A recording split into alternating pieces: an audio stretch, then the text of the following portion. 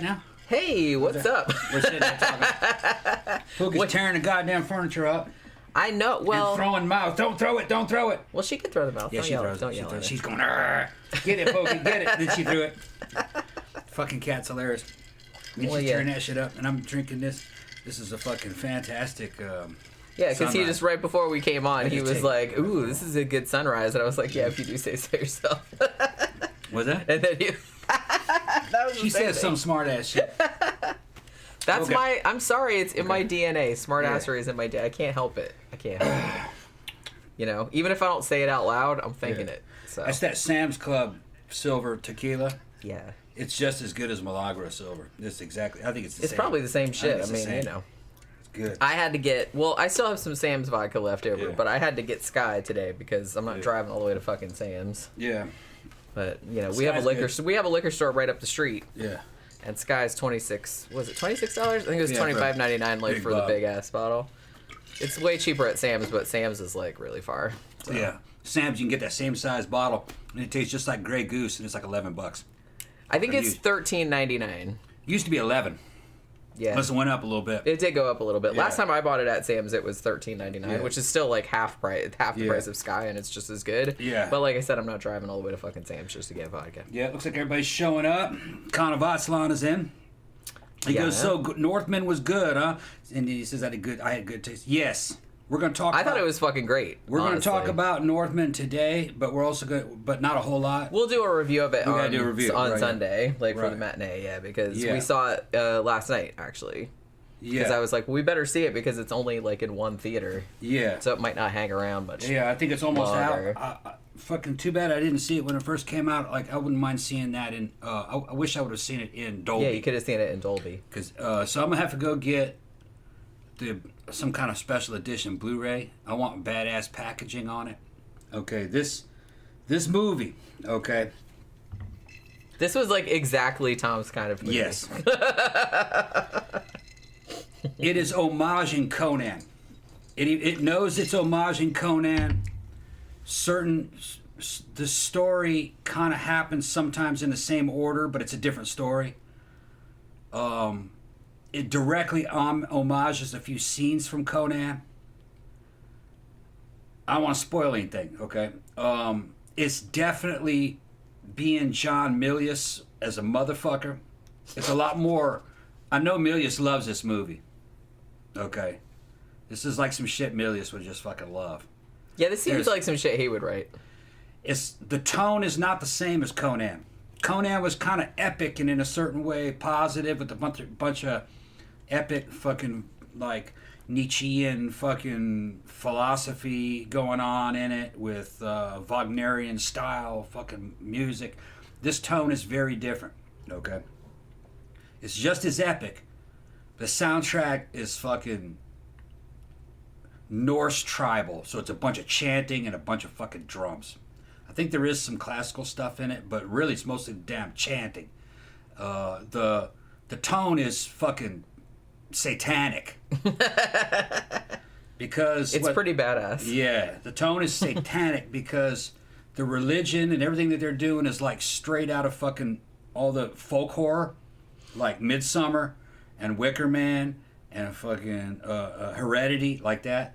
They're doing some wild shit, and it's all accurate to what the Norse used to do with human sacrifices and fucking punishments and their culture. It's all in there, all right, and fucking they've got berserker cults where dudes going bizarre, where they become animalistic, take drugs, and just make themselves suffer so they could just become as bad as a motherfucker. And then they would hire themselves out as kind of like mercenaries to help tribal kings fucking conquer other tribes. And then it actually accurately shows what they did, including like burning little children up alive and shit, fucking in front of the parents, and just nasty shit. Got an all-star cast in it. Bjork is in it. She plays a fucking satanic fucking witch. Yeah, she's in one scene. Yeah. They're not satanic. They didn't have a concept of Satan. It's just that, you know, the Norse religion had a lot of fucking dark shit in it. And that's in there. You had fucking what's his name? Dude that played the dude that was in Platoon and played he was in The Lighthouse. Who? Willem Dafoe. William Dafoe's in it. He plays a fucking briefly. shaman. He's just another wicked motherfucker. He's cool though. It's just there's a lot of good. Everybody kind of looks the part. Tom Cruise's ex-wife's in it. She plays the queen. Nicole Kidman. I think she deserves better than being called Tom Cruise's ex-wife. Tom Cruise. Yeah, I always forget her name. She has Nicole. She has a very distinguished career. Yeah. Oh, Nicole. Nicole. Yeah, and she looks great. She looks great in this movie. She's might be a little bit older than me, but she's like a real good shape. She plays the fucking queen, or Norse queen, and then they got all kinds of stuff happens, you know. And who's the dude that? What's the main character's name? Did they even really mention his name? Yeah, but I can't pronounce it. Yeah, you don't even really know the dude's name. He's just hell bent on. They do say it, like they do say it a bunch of times, but I can't. Pronounce it right correctly, so I'm not even gonna attempt it. And they show like that Norse tree of life and how that shit works. Valkyrie, ghosts,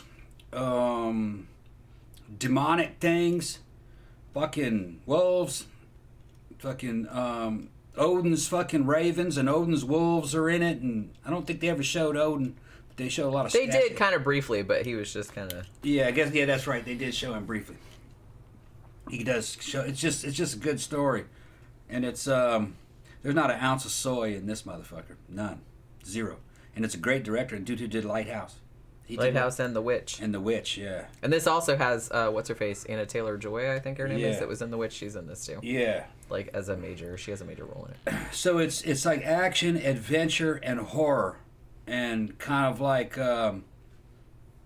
historically accurate, pretty much. I mean, there are certain things about the Norse that are not really discussed, but to discuss that kind of shit, it would have kind of taken away from the badassery of the movie. You know, I think because people think all the Norse were Vikings. You know what I mean? It kind of is a stereotype. The Vikings were just raiders.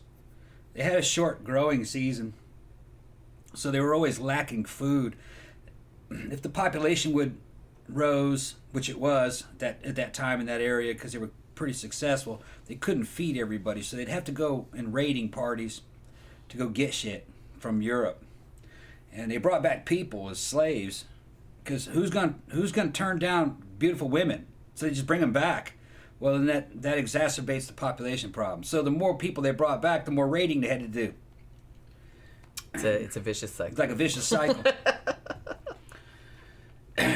But the average Norse person was not a Viking. They were just farmers, civilians. You know, but the Vikings weren't civilians. They were basically mercenaries, kind of like pirates. You know, not every European was a pirate, but Europe had pirates. It was like that. Even though I guess it was kind of becoming part of their culture as they were growing, that you couldn't grow enough food to feed the place, and you also had they knew about gold, and they had trading routes and stuff that they were trying to exploit. So you just had to steal it, you know, stealing it from weaker people, and which is like part of the Viking rules, you know, and their religion. It's like, hey, using this? Can I have your lunch money? Then they take it. It was like survival of the fittest. You know what I mean? You can't defend this shit, so it's ours. You know, you couldn't stop us from taking it, so it belongs to us. Tila says Prince Amleth was his name. That's right. Yeah. I knew it started with an A. I just couldn't remember like how they pronounced it. Yeah, they did say it a bunch of times. I think his last name was Beowulf or something too. Something that kind of sounded like that. Beowulf. I remember like Anna Taylor-Joy. She was named like Olga. Yeah, Olga. That's like pretty easy to remember. Yeah. Loved that period scene, by the way. Yeah. I'm not going to get to it because Hugo was like, "I'll be back in half an hour," so I don't want to hear any spoilers. So Tila saw it. What did you think of it, Tila? She says the cinematography in this, she says it's a good movie. And she says the cinematography in this movie was on point. I think I prefer Eggers' The Witch the best. Yeah, I mean, I like all of his movies because I like that he does all different things. Yeah. And I kind of feel like I said, particularly with The Witch and particularly with this one, it seems like he's really into recreating the shit like as realistically as possible. You know, like in The Witch, he actually used like a lot of actual Old English or a lot of shit like that was written from that time period, like for the dialogue. And he even had people like hand make the costumes like exactly how they would have made them back then and stuff like that. So I kind of feel like he's very into accuracy, like period accuracy. I liked it. I thought it was like the Viking equivalent of, say, like Apocalypto. That movie, remember Apocalypto? That was good too. All right. Yeah. So Connor, I know Connor liked Apocalypto. I did as well. Yeah, that's a good one. You'd like this. I mean, this is back when they made real white boys. This is back. The thing about this movie is that it's long as shit. It's like 2.5 hours long, but it didn't seem like it. Yeah, it goes fast. Because I was sitting there thinking, oh, it's like I should get like a big drink, like a big soda, because I get really thirsty, like if I go more than like 15 minutes without water. But I got so wrapped up in the movie that it's like I forgot, like I didn't even go get a drink, and then so I was all right. Even though I think it's 2 hours and 17 minutes. Casting was spot on. Everybody doing this shit looks like they could actually do it. They're in good shape. They fucking rough looking motherfuckers. People with noses missing and guys in good shape, guys in bad shape. Fucking, it's just everything looks like it could happen. Yeah, it was good. It was. I liked it. I liked it very much. Yeah. Yeah, we just had a whole. It was fun yesterday because we were like, well, we wanted to go to the movie, and it was only one showing, and it wasn't Dolby. Yeah. Because I didn't realize that Doctor Strange, like the new Doctor Strange movie, started last night. So it's like the fucking theater was packed. There was 1 million people and like people with costumes and little kids running around everywhere. But so they only had one showing of The Northman, and it was at 6:25. Mm-hmm. So we actually ended up going to the Altamont Mall, like across from the theater, like a few hours before that, like to get something to eat. And I actually got to like wander around in Barnes and Noble, which is one of my favorite things to do. So I bought like some books to review, got this shirt in FYE. I got this one, and they had a sale where they were like, hey, if you buy one shirt, you get another one half off. So I was like, well, fuck me, I'm going to go get another one then. So I got this Creepshow one, and I got a Hellraiser one too. They had like some cool shirts in there, so that Zach's asking how her acting was. Bjork's acting was good, real good. Yeah, she's only in one scene. Yeah, I didn't know it was her. She looks cool as shit though. She plays a witch. Yeah, she does look cool as shit. Yeah, but it's just one scene, so it's just kind of like she's not in the whole I didn't even know it was her. And TC, we need to keep going because more good stuff's coming. Yeah, we saw some good trailers. Fucking Nope looked good. That's the new Jordan Peele movie, and it's like, and I saw, I had heard about it, and so it's aliens. It looks like aliens, I guess. Yeah, aliens and horror. And it's like a horror alien movie, and I was like, man, that looks pretty cool. And then when the title of it came up, it's just called Nope. And I just like laughed out loud. I'm like, oh my god, it's the best horror movie title ever. The new trailer for Top Gun looked good. Yeah, that starts in a couple weeks. I think that starts May 27th or something. We'll see. There was a couple other ones that looked real good. They were coming. That new Baz Luhrmann Elvis movie. I kind of want to see that. Yeah, that looked. I like Baz Luhrmann. I love Moulin Rouge and shit. Did he make that Romeo and Juliet movie that you love so much? I think so. Yeah. I think that might be be Baz Luhrmann too. But I mean, I love Moulin Rouge. If y'all haven't seen that old Romeo and Juliet with fucking Leonardo DiCaprio. And what's her face? Claire Danes. Claire Danes. Man, that girl's so cute, man. And she's coming out. Claire Danes has a new movie out. She's still cute. I haven't seen her in a long time. She's got to be pushing 50 now. Yeah. And she still looks just like that. No, that movie's great. It's got a great soundtrack. And it was all modern music for the time of the 90s.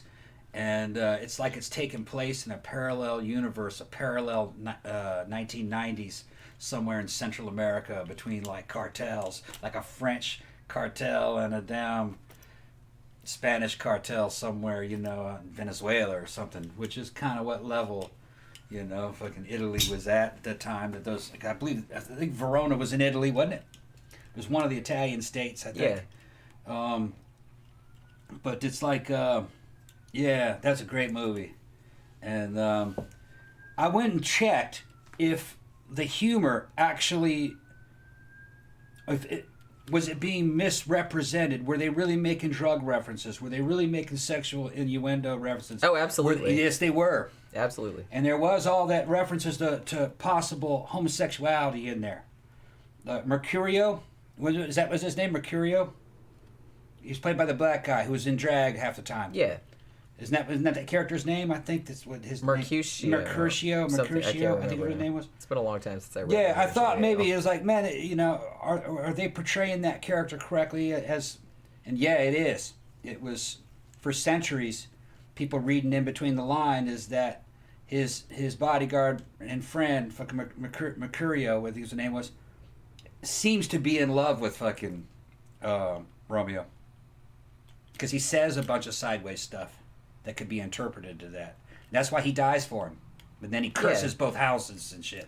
Well, because it could never happen. I kind of feel like that is in there. What a lot of people don't realize, and we kind of went into this a little bit like when I was in high school. People didn't change. Because we read, no, what I was going to say was that we read a lot of Shakespeare in high school. Yeah. And Shakespeare shit, it's smutty. Yeah. I mean, it's smutty, but it's like people don't realize it because the language is archaic and you don't exactly know what he's referring to. Yeah. One of my favorite things that I bought when I was in St. Augustine on vacation, I went in like one of the museums there, and it's just right over there. But I bought like this big coffee mug, and it's all covered with Shakespearean insults. It's pretty rad. Well, Shakespeare wasn't for the high-minded, even though it was high-minded. It was for the rabble. Yeah. It was just for regular people. Yeah, people think of it now as some like lofty kind of. It absolutely wasn't. It was for the common people. For the common people. But it had the subtexts in it were all very deep. You know what I mean? Fucking whoever was writing those, and I'm not sure it was the same person who wrote them all. There might have been fake Shakespeare. We still haven't done a show. I need to write that down. We need to do a show about that. A lot of mysteries about that. Whether that was one author doing that. Well, I kind of think it was a team. And some people think it was that Christopher Marlowe or whatever. That that's gonna fall. I know. I gotta fix it. But I didn't even touch it. I don't know why it like fucking did that. Ghosts. But there's a lot of subtext in there that only a genius would have come up with, and you can watch those plays and look at them at a superficial level, but then there's a bunch of subtext. Because there was shit they couldn't say back then. Yeah. And so only higher IQ people could get what the message was, because half the time it was damn political. And you couldn't make a lot of political commentary back then and not get your head cut off. So a lot of the shit that they did was deniable. You could say, "Oh, that's not in there. That's your imagination. I didn't say that. The play." It's like that must be you. Your dirty mind. You're reading into that. Coming up with that shit. That's not what it says. Yeah, I didn't say that. But that's exactly what it was. There's a lot of references to drugs, lots of references to fooling around on your wife. Well, that was it. That's obvious. And there's references to homosexuality in there, and the subtext that talking about loves that could never happen and weird shit like that. That's what they're talking about. And drugs. They don't know what drug they're talking about, but it's definitely drugs that they keep talking about. They had shit that could get them high. I mean, humans have been doing drugs since humans existed. It would make you see fairies and take you into other worlds and shit. Something. Even the Romans had stuff like that, but we don't know what we know the names of the drug, but we don't know what it refers to. Yeah. LSD or opium nobody knows. John Smith says people often forget that Shakespeare is packed with dick and fart jokes. Yeah. Oh, it absolutely is. Yep. And Tila brought up the movie Men looks good. I love my A24 films. I was going to bring that up, actually, because we saw that trailer as well. Yeah. That's that chick that was just in I'm Thinking of Ending Things. Yeah. And that looks really weird. That looks like right up my alley. And the black phone, that's when we were talking about this on the car on the way home. I said last time we went to the movies, like months and months ago, and because we were talking about Ethan Hawke, because Ethan Hawke had a small role in The Northman. And I was like, oh, that was Ethan Hawke, and Tom didn't recognize him. But I was like, oh, Ethan Hawke was also in that, I think that's like a Blumhouse movie, right? Like The Black Phone. And I kept seeing the trailer for it, and I was like, oh, that looks pretty good. But then I haven't heard anything about it. So like, did it never come out? Because I kind of feel like I kept seeing the trailers like months and months ago, and I thought it must be out by now. I remember seeing the Black Phone trailer. Like, I thought it was supposed to come out in like fucking December or January or something. T likes your shirt. Thank you. Yeah. They're asking me if I'm going to dress up as the saxophone man. No, I'm not going to dress up as saxophone man. New Jurassic Park movie. Yeah, we saw that. I was told the last one wasn't that good, but I haven't really seen anything. I've only seen the first one. Yeah. I'm not going to lie. Yeah. As T's mentioned in Firestarter, that looked good. I saw that trailer on YouTube. And I was like, oh yeah, I got to see that. As long as they do the book justice. That was a great book. That was a great book. Yeah, I haven't seen the trailer. He also says, and they're remaking Salem's Lot. That'd be good if they do it right. Yeah, I wouldn't mind that because honestly, they haven't done like a film. I mean, the one they did before was like a TV miniseries, and I like that one. I mean, that one's fantastic, but I wouldn't mind seeing it done as like a movie. T also says they're remaking The Exorcist. Well, see, I don't. Why? That seems like why because they've already made prequels and that kind of stuff. I just kind of feel like there's not really a lot of places you can go with that, and it's just so. I mean, the original is so iconic. It just seems like why. I didn't even realize this, but do you know that they remade the movie of Rosemary's Baby? No, I didn't. They remade that? I didn't know that either until I was like scrolling through like Tubi or something the other day, and I was like, wait, what? I'm like, who the fuck? Rosemary's Baby? Who the fuck's that? And I was just like, when did that happen? Well, you know what they're going to do next, right? They're going to remake Star Wars, the originals. That's going to be it. Watch them do that. They'll fuck that up too. Well, you know, when you have classic shit like that, don't remake it.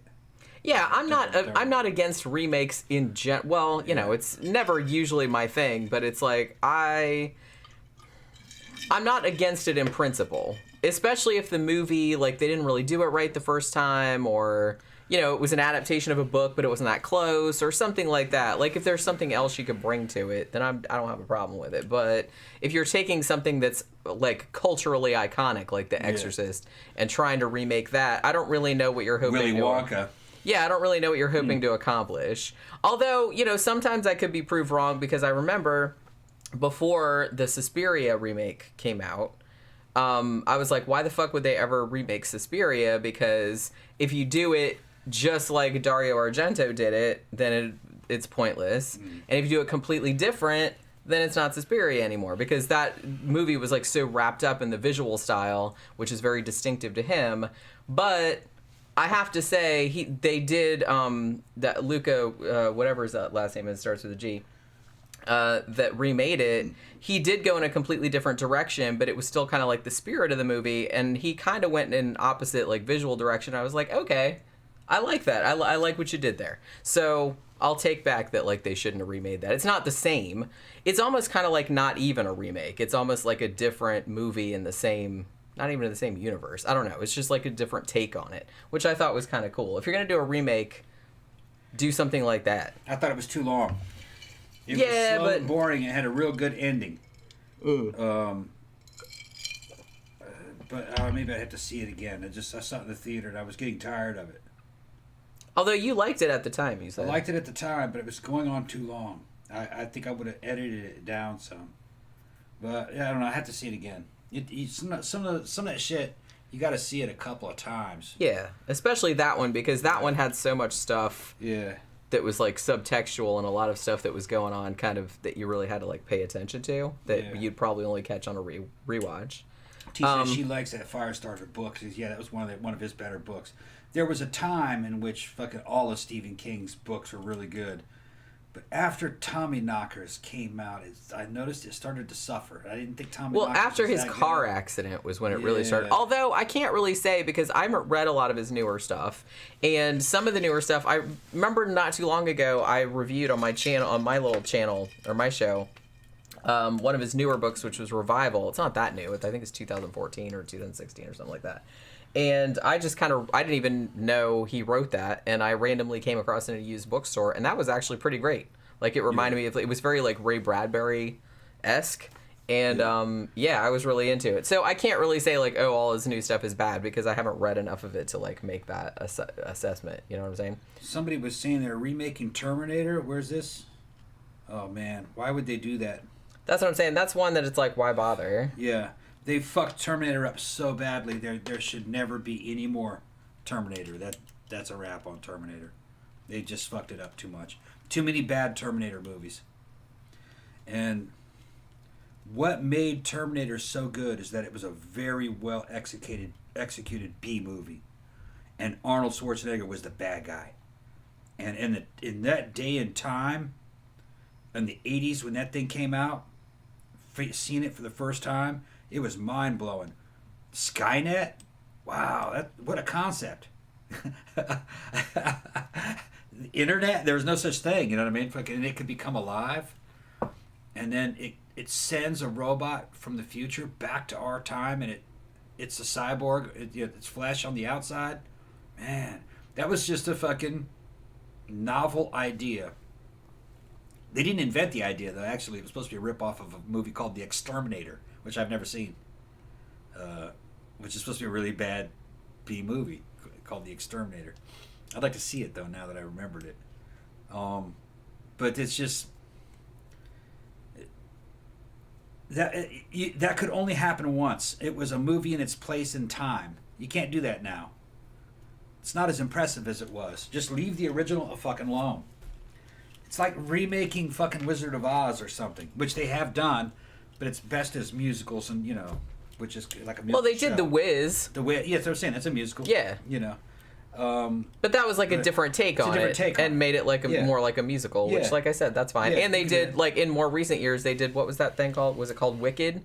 And that was actually not the Wizard of Oz, but it was kind of like the shit from like the witch's point of view. You know what I mean? So that was like a big success, like on Broadway and stuff. So there was that. Yeah, Tila said Zoe Saldana played in the remake of Rosemary's Baby. It was okay, not good, not really bad, too much CGI. Original is a masterpiece. Yeah, I just didn't even know that they remade it. John Smith said, I thought the Suspiria remake was pretty decent. I did too. It's a very arty movie, so if you're not into that, then you probably wouldn't like it, but it's completely different than the original. That's why the trailer to Men didn't really impress me that much, because it felt like it was trying to be real arty. But it's A24. That's kind of what they're known for. And I thought it looked cool. Like, I thought it looked super creepy. Yeah. Like, all those guys, like, being the same guy, except, like, in different guises. I'd have to see it. Intriguing. Those, fucking trailers can be deceptive. Sometimes the way the trailer. Yeah, it's hard to say. Right. Like, and then Tila also says, they're making a film of Judy Blume's Are You There, God? It's Me, Margaret. You know what? I'm surprised that... Has that ever been made into a film before? Because Judy Blume's stuff was so fucking massive, like, in the 80s. I'm actually kind of amazed that they didn't really... I don't really remember any major film adaptations of any of her books, even though every single girl I knew read them. Everybody. That one, I think somebody gave me that, like, for my 11th birthday or some shit. Well, it's like, well, your family members, your mom or your grandma or something like that, like, if you grew up back in the 80s, if you were a girl, they would always give you that book in particular because it talks about periods. So I guess they're kind of like, that's not the only thing that it talks about, but it just talks about, like, growing up as a girl, you know what I mean? So a lot of parents and grandparents would give their girls that book so they could kind of, like, deal with their shit. You know, it's like, what's it like your boobs growing and shit like that. But the thing that cracked me up is I first read that book, and I don't know if it's been updated since then, but when I first read that book... I don't know if you know, I think it was originally written in the 50s, I want to say. 50s or maybe early 60s, I can't remember when it was first written. But back then, forgive me guys, but back then, like, they didn't have, they have, like, the maxi pads that were, like, sticky on the bottom that would, like, to, like, stick in your underwear or whatever. Back then, you had to buy, like, a belt that had hooks on it that you, like, put under your clothes and, like, put, like, a towel in there. So it's like they didn't have, the high-tech shit. They have, like, maxi pads with wings and all that kind of shit, like, nowadays. And so I'm reading this going, what the fuck? Because, like, even then, like, even though when I was a kid, like, I knew what fucking, maxi pads were. But I was like, belt? What are you talking about? But I've heard that they've, like, updated it to more reflect. Because otherwise, now kids nowadays would really be reading it being, what the fuck? What is this? I don't know what that is. Is that old or is that new? That's old. I've been trying to, like, get through the... Yeah. Okay, so thank you, Zach. Yeah. The way the original Exorcist was shot has influenced cinematography overall to this day, so it already looks like a modern movie, so what's the point? Yeah, it does pretty much. Yeah. Thanks for the super chat, Zach. Yeah, thank you very much. Yeah, we did that whole show on last Wednesday and didn't get a single super chat. That's right, we didn't. Not a single super chat. Oh, well. That happens sometimes. What's up, Pope? It happens sometimes. Yeah, Well, I never fucking plug anything, and I never ask, and never even try to sell any cookbooks. I haven't even tried to sell any shirts lately. I know. You're falling down the job. The thing is, though, is that we didn't get the designs printed out yet. Yeah, I have. They're done. I just They're haven't. done. I just haven't got the. All right, we just haven't got screens. We made. got to send them to what you call it, and I'll go down there and pick them up. Yeah, I got a Canon one, and I'll I got take the the bike. OCP Communications, and blah blah blah. It's the old printing place. That's the closest one. I guess. I can take the bike down there and pick it up. That's the thing. I usually go to FedEx office, Yeah. but some places don't print on the transparency because sometimes I've sent it there like online, and then they call and be like, "We don't have any transparency to print this on." Right. So then you have to like drive all over fucking town to figure out where they have transparency. It's a pain in the ass. Tila says there are so many books that deserve a movie. Yeah, I agree. They're so lazy in Hollywood, always looking to cash in. Yeah, and it's like there's a lot of movies that are made that are actually based on books that I didn't realize were based on books. So there is that, but I mean, I've been reading a lot of horror fiction, and man, I've read some stuff like lately that I was just kind of like, man, why don't they make this into a movie? I got a feeling those days are coming to an end with Hollywood just making random movies like a factory, because nobody's going to see them fucking pieces of shit unless they're any good. So I think there's going to be fewer movies, higher quality, which means I think a lot of Hollywood's going to have to vanish because they were overstaffed, I believe. Probably just going to be shit like, you got AMC Theater. I guess they can work directly with studios, right? Because you have all those fucking independent studios like A24. Yeah. You know what I mean? Their shit's actually pretty good. I like A24 stuff. It's good. Yeah, you should. You know what? You'd probably like Saint Maud. I watched it and did a review of it like on my own, but you probably like it too. It's pretty fucked up. That's not somebody was saying that there was an Outer Limits or something that was kind of like Terminator. Maybe I think Terminator. They said that it was a copy of something called the Exterminator. But I've never seen that movie. To me, the Terminator mostly reminded me of Yul Brynner's gunfighter character out of Westworld. Yeah. Because there's a lot of the Terminator in that, showing how he saw things and confusing his infrared vision and everything. And Yul Brynner was the original Terminator. Holy Parish of Doom is talking about Dance Macabre, the Stephen King book. Yeah. Honestly, that's one of my favorite Stephen King books. It's nonfiction, in case you guys didn't know. I've read it over and over and over again. I've read it so many times that my paperback like fell apart. Like you could pick it up now and like the cover falls off and all the pages fall out and shit like that because I've read it so many times. And also they said Harlan Ellison sued Cameron over Terminator and won. Yeah, that's right, because wasn't it based on, or it was really similar to a Harlan Ellison story or like a concept. I can't remember what it was though. I got really, really behind. Everyone loved the Evil Dead remake. I found it so. You know what? I didn't even like. I heard it was good too, but I just never got around to watching it because I was like, I'm too busy watching the original, and I'm too busy like watching other horror movies that aren't remakes of things. There's like tons of them. So both Suspirias are great. Yeah, we'll go see Men. Honestly, that looked really creepy to me. Yeah, Mango said, I saw Wicked last week. What a great show. Yeah, I've heard really good things about that. I've also read the book. Yeah, I still need to read the book too. Tila says Hereditary still stands as my favorite A24 film. Mine too. But Midsommar is also good. And yeah, Tila said all ages and races of girls know about Judy Blume. Honestly, I think I read like most of her books. I read Are You There, God? It's Me, Margaret like lots and lots of times. I also liked what was that one? Starring Sally J. Friedman as herself. That was also good. There was one called Deanie that was like for older girls. But the thing about Judy Blume is that she really found like a good niche in books that were geared toward YA, like a young adult, like a preteen market girls, but tackling like serious issues, like, you know, growing up, like periods and stuff, but also like eating disorders, you know, sexual abuse, that type of stuff, in a way that was like really relatable. So I kind of feel like, I mean, she made like a whole fucking, I don't think she's still alive, is she? Judy Blume. I don't know who that is. But yeah, she's like a really famous author, like YA author. She wrote some adult books too. But I'm just surprised that they hadn't done more of her. They haven't adapted any of her stuff really.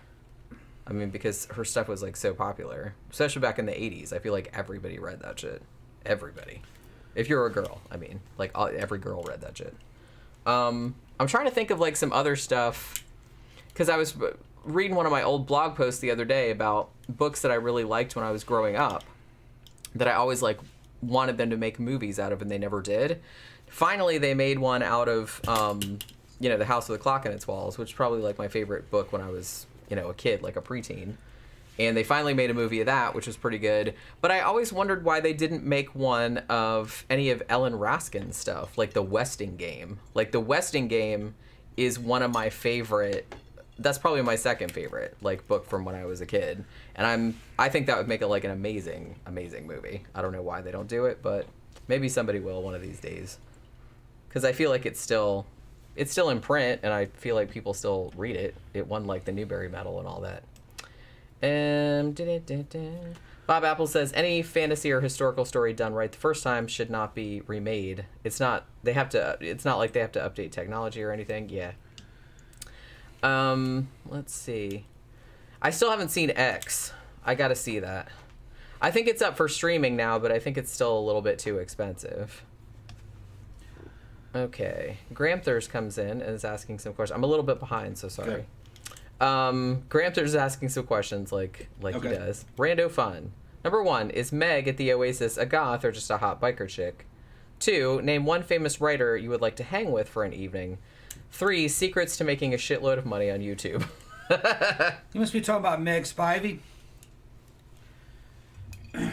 Yeah, Oasis. There's only one Meg I know at the Oasis. You talking about that girl that took the video of her? She's showing the bike. That's probably what he's talking about. Meg is no, Meg isn't goth. Meg is a biker chick. And what they are around here is, and she's kind of unusual for a biker chick because she's a biker DJ. She's a DJ. Okay. In this area, what bikers are around here is they're country people. They either live on these farms or they live in between farms. Some of them grow up working on farms or living next to farms. So she's kind of like a farm girl. And they party a lot. They'll have biker parties in these barns and farms and shit. There'll be 100 people out there and fucking motorcycles everywhere.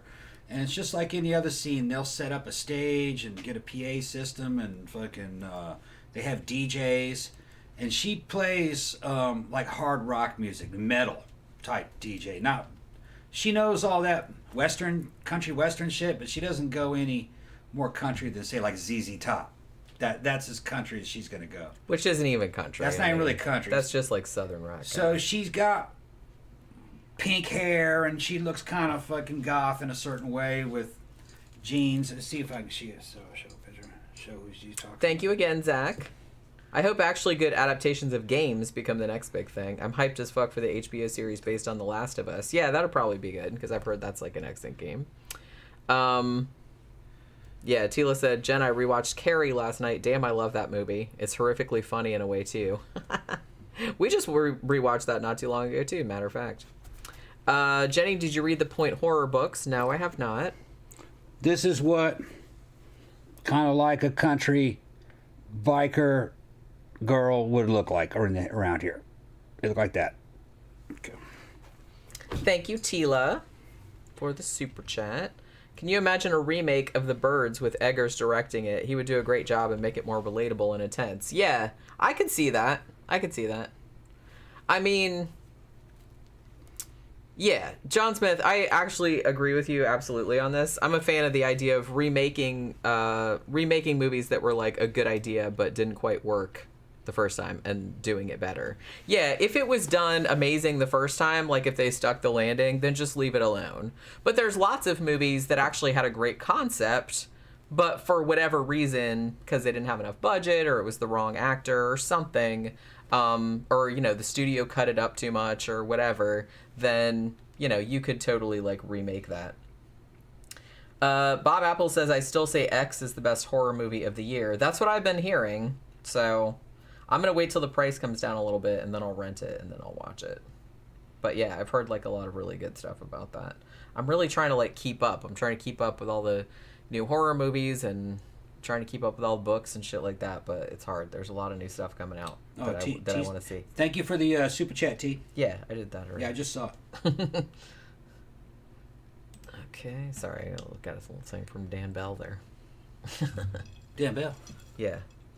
Well, I'm on his Patreon, Oh, okay. so. Oh, do you know Dan Bell and Rick had a falling out? Oh, they did? I think they've made up now, but Okay. from what I could determine, like he put like this big long message on Patreon, Yeah.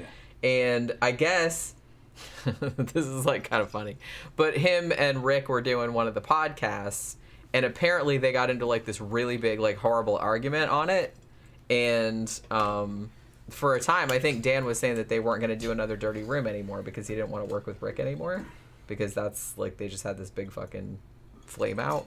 And he actually even deleted the podcast like for a long time because he was like embarrassed about it. Who deleted? Dan? Because they got in like this big fight about it. But then like later on, I haven't listened to it. Like I think he put it back up later, but he's like, yeah, me and Rick are like talking, but They actually got into a fight on the podcast? yeah. What were they fighting over? I don't know. Yeah. Well, I think it was the thing where That drama. They were getting all kinds I of haven't listened to it, but from what he said, Yeah. I kind of feel like I don't know if this is because I don't know either one of them. I can hear you. Hold on, let me get some ice. I don't know either one of them, but from what they said, it's kind of like Rick has his own channel now, and like Rick does kind of like this, like what we do. He just hangs out in his backyard, like, and his wife films him, and he just does like a live stream, like on Friday nights or Saturday nights or whatever it is. And he just like hangs out and talks about a bunch of bullshit like we do, and like answers questions and stuff. And I think that maybe his channel isn't doing as well as he thought, and I think maybe he kind of blames Dan for not doing more to promote his channel. You know what I'm saying? I kind of feel like there's that kind of shit going on. You know what I mean? Because sometimes Rick will say some sideways shit to Dan like, you need me, or something like that, which is like kind of a joke, but I think he thinks that... But that's the thing, though, like Dan was like kind of successful before Another Dirty Room. I mean, his Dead Mall series, I kind of feel like was the first thing that kind of got him attention, right? I mean, he did like a fucking TED Talk about it and everything. I don't remember when Another Dirty Room came along, and even all the another Dirty Room like don't have Rick on them. Like they're not all. It's not all Rick. Now Rick is funny, because he's shameless and he'll do anything, and he's gross. Yeah. But which is very entertaining. But I mean, Dan's entertaining on his own too.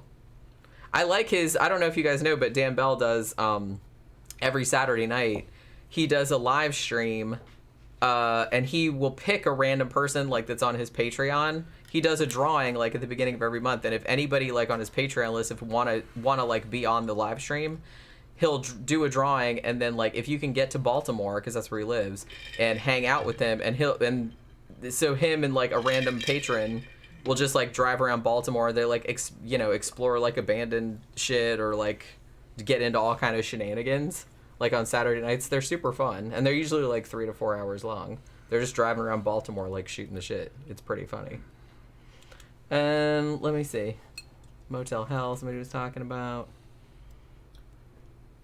Yeah, The Birds. I haven't seen The Birds for a while. That was based on a book too. Did people know that? I think it was Daphne du Maurier, was it not?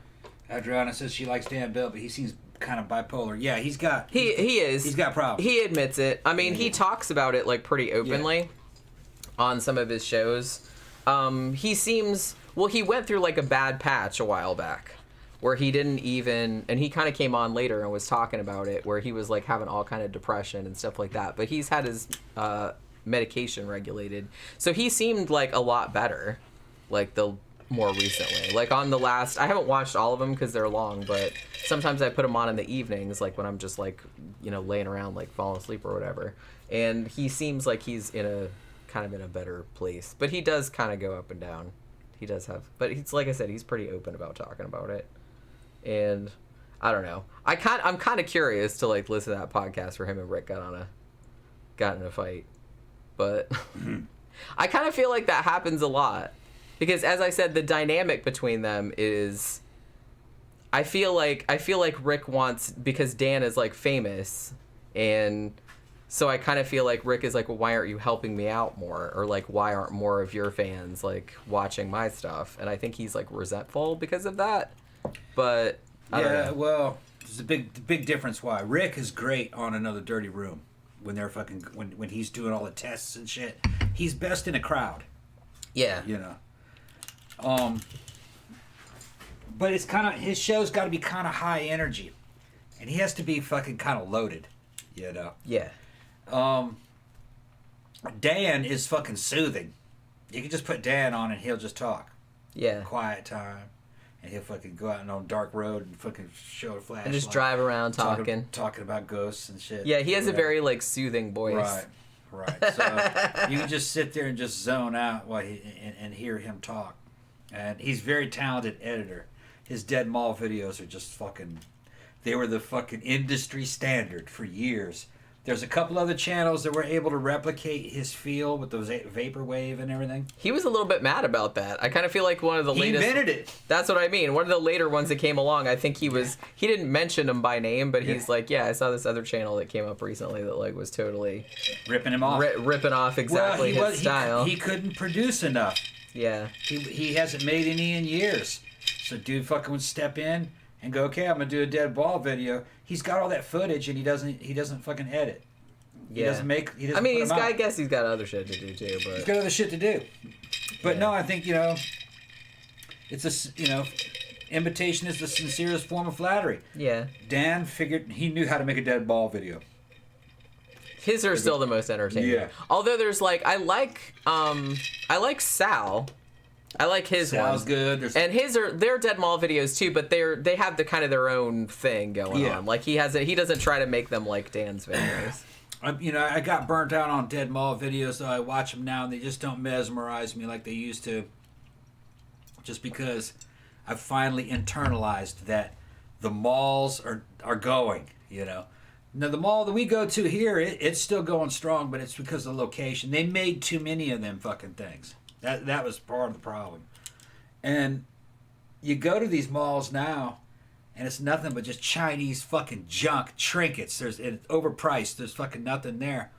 And I'm looking around. Last time we were there, and I'm looking, there's hardly any English spoken. And fucking all these people look like they're new to the United States, if you ask me. And I don't know if there's some kind of housing project around that area or whatever. And I'm like, why are they in this mall? Are they in here?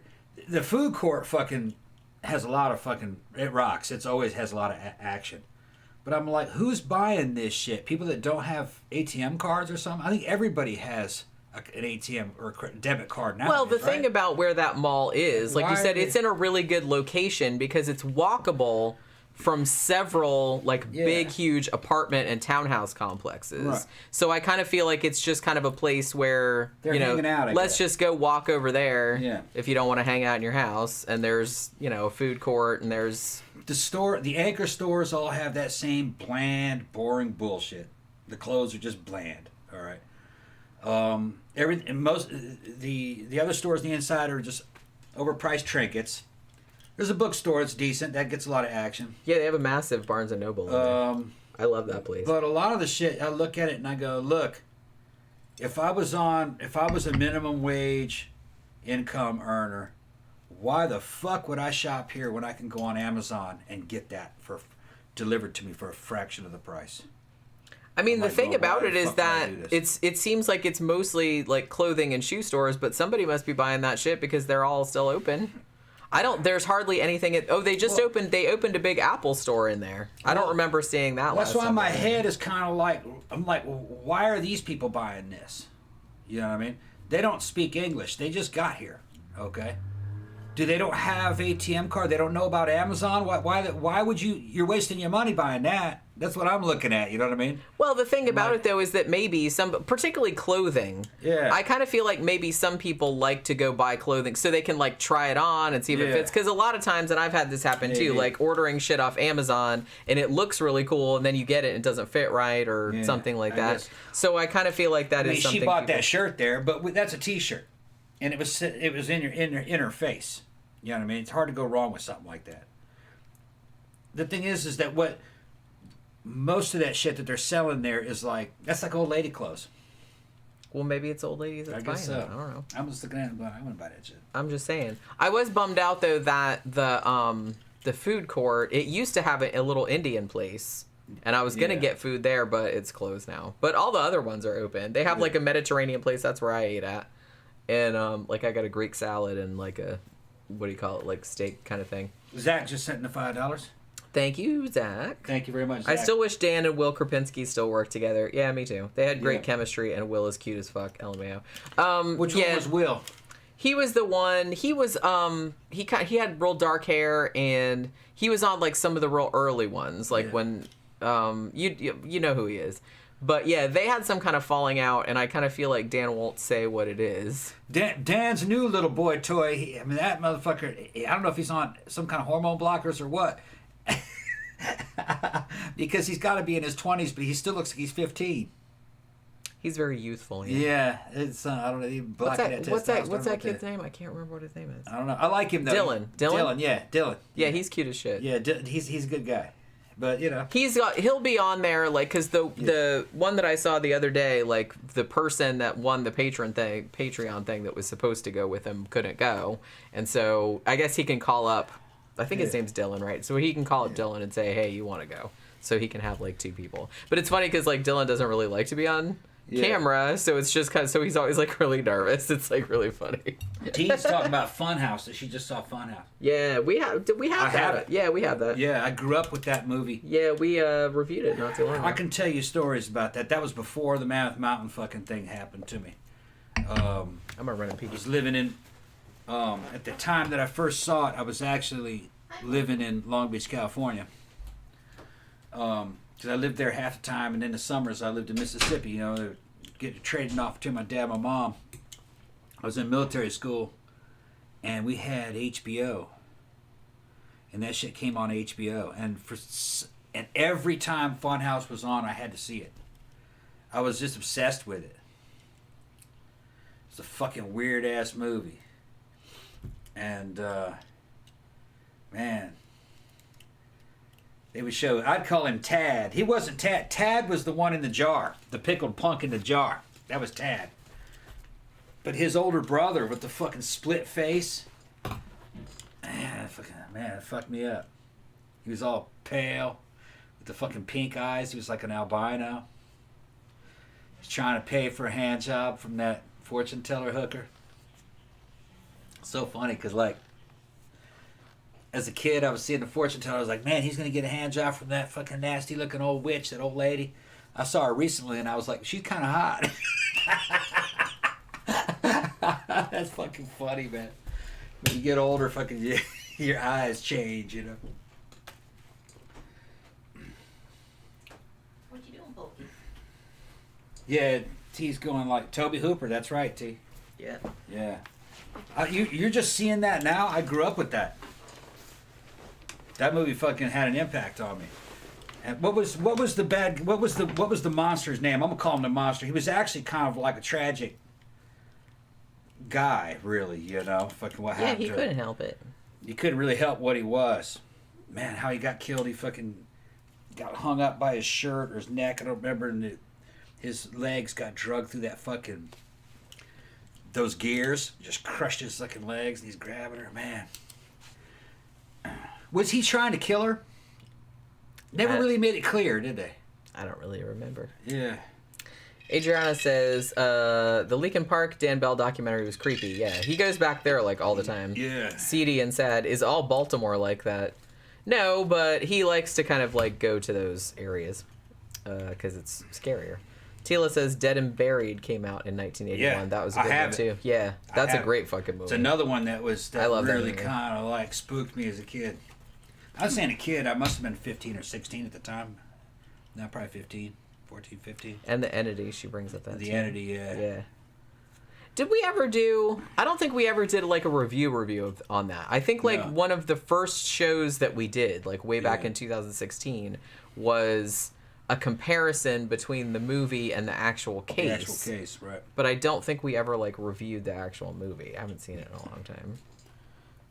And then they're talking about The Howling and Wolfen. Honestly, I've been wanting to rewatch Wolfen for a while because I remember seeing that a bunch on cable like back in the 80s, but I haven't seen it in probably like 20 or 30 years. All right, Granthers is asking me another question. He wants to know if Viagra works. I've never taken Viagra. I took some Cialis, which is similar to it. My stepdad gave me a fucking a sample that he had, And he tried them. He said they didn't. He says that shit doesn't work on me, but his health was really bad. And we had them things for a couple years, and then one day I said, I'm gonna fucking take this shit. Jenny was with me. Damn, this was, how long ago was that? 5-6 years? Something like that, yeah. Right. Jenny got sick of me quick. That shit worked well. It did, yeah. Yeah, you just rock up. You'll rock up, fucking do your fucking thing, and then fucking 5 minutes later, you're fucking ready to go again, and then again and again. A woman will get sick of you on that shit. Now, I never got any more of it. I have access to it. It's expensive. That's the problem with it. It's expensive. It's like $5 a pill.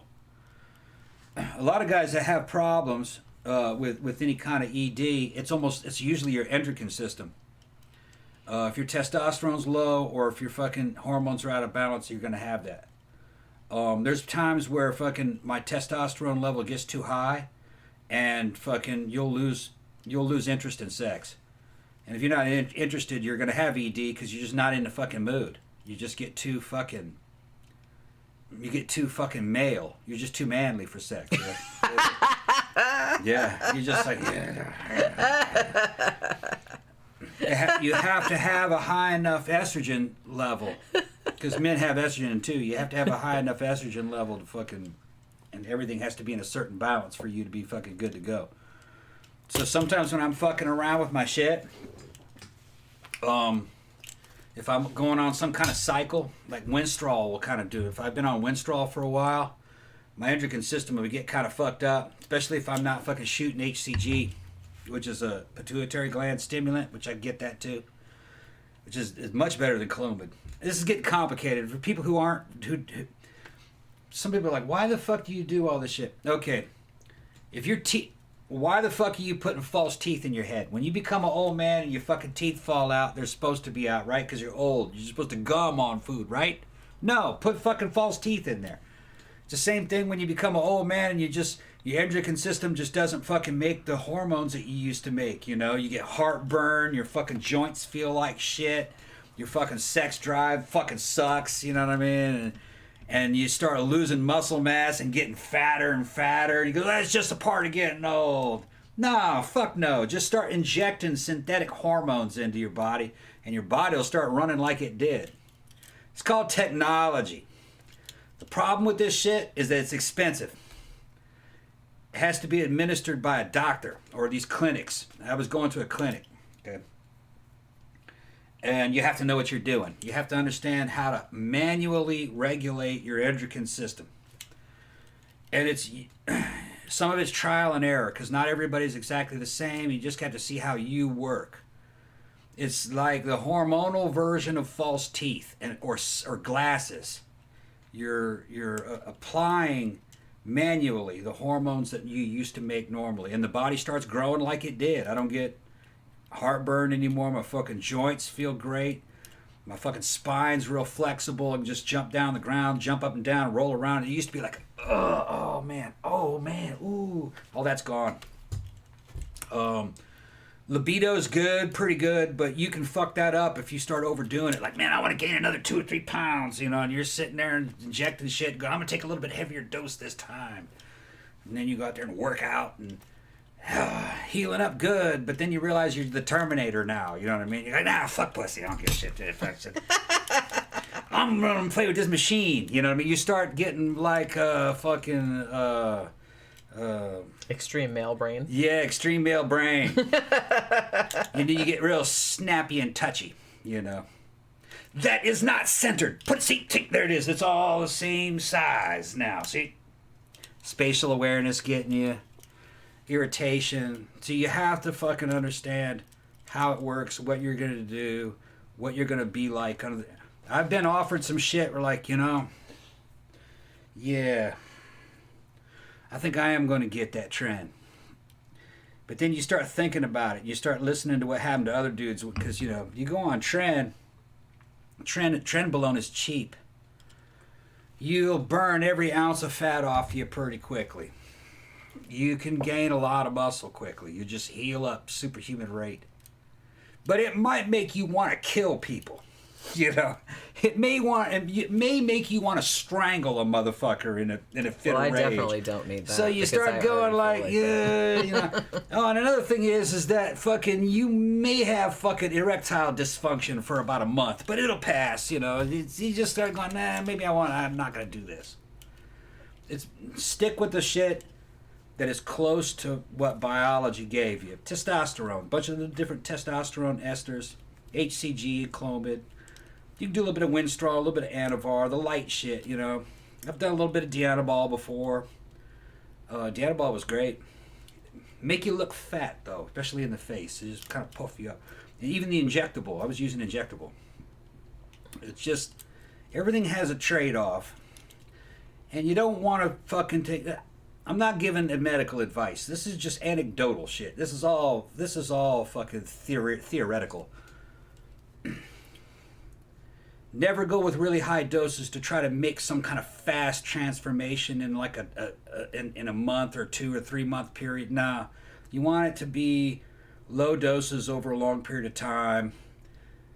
Something that, you know, the change happens over a year, 6 months, something like that, or a few months, or something kind of gradual, because that's how the body was designed to act. You start doing this thing that some of these high schoolers were doing, Grampers, back when we were kids. We remember those dudes. They get there and they just fucking jack themselves up. They're fucking 17. The motherfucker put on 10 pounds in a month.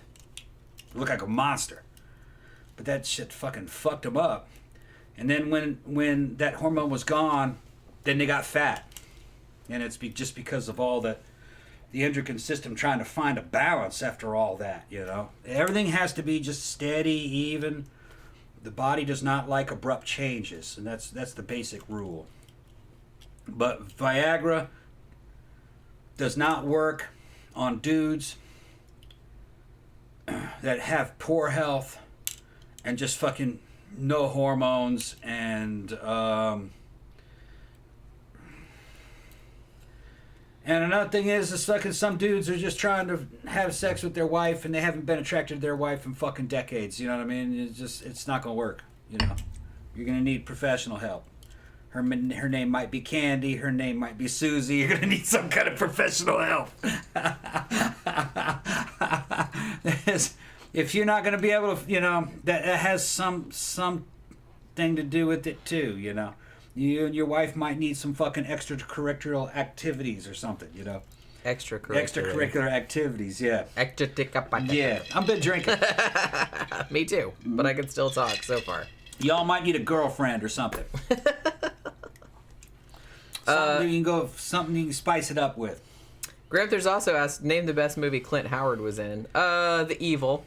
I'm also kind of like a big fan of The Ice Cream Man. It's a terrible movie, but the Riff Tracks version was... I like The Evil. Was amazing. Yeah, The Evil's actually pretty good. It's a good movie. It's cheesy as fuck, but it's actually like cheesy in the best possible way. It was a good ghost slasher type horror movie, haunted house movie. I liked it. But with technology.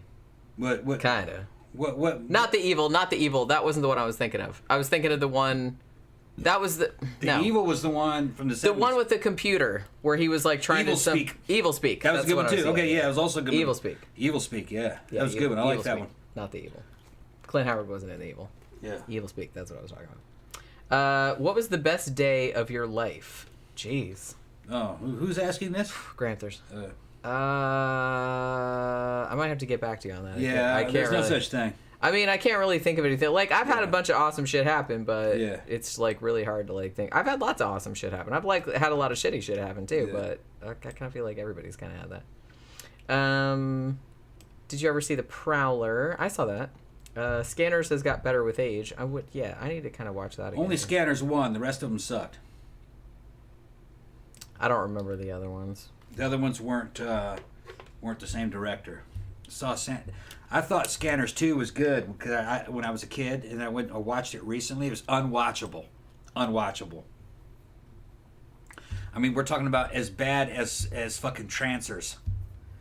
Remember how unwatchable Trancers was? Hey, you were the one that said that recommended Trancers because you was like, oh, I remember this movie being really good, and then we watched it, and I was like, this shit's fucking that's terrible. Yeah. What were you smoking when you watched that? When you're a kid, you're a lot more tolerant to fucking low quality, bad writing, you know. That is one good thing about getting older. At Yeah. least you're a little more discerning. Yeah. But the thing about it, though, is that sometimes, too, I kind of feel like I'm trying not to lose the thing where you just kind of, like, appreciate a bad movie. You know what I'm saying?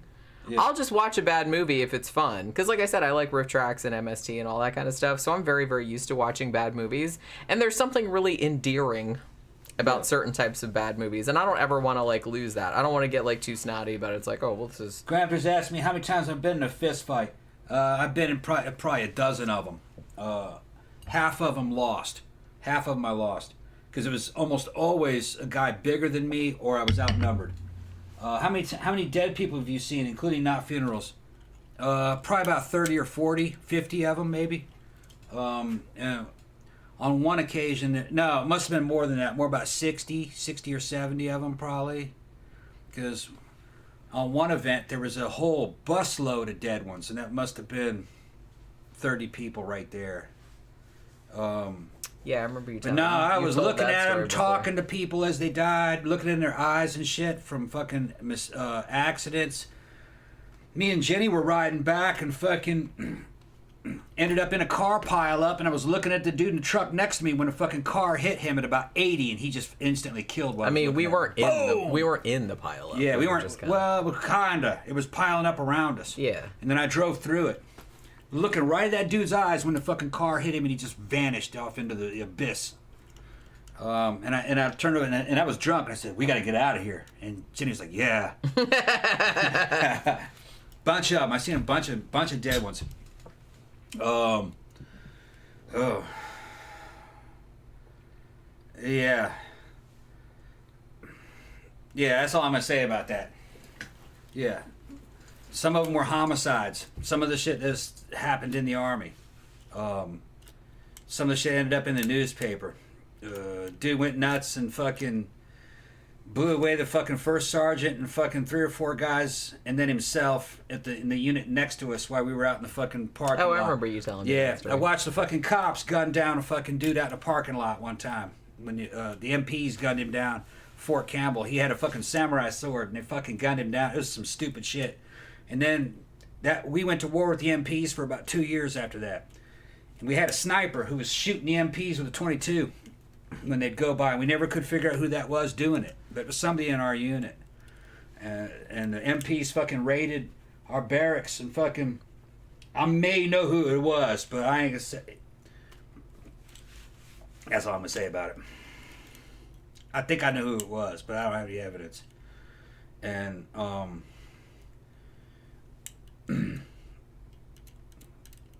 somebody was randomly shoot at the fucking MPs at Fort Campbell as they passed the barracks next to us. And they fucking raided that place 3 times trying to see who that was. He didn't hit anybody, but he would hit the windshield. It was either a .22 or a pellet gun. They don't know what it was. I think it might have been a .22. We're talking about the movie The Fury. Yeah. The Fury was good too. Has an exploding. Oh, that's my phone. Oh, is that what that was? I thought it Yeah. was a door opening. No, my phone is buzzing. The Fury was good too. Has an exploding head as well. You got to wait for a while for it. Yeah, it doesn't happen until the end. Yeah, John Cassavetes is in that. Yeah. Yes, he is.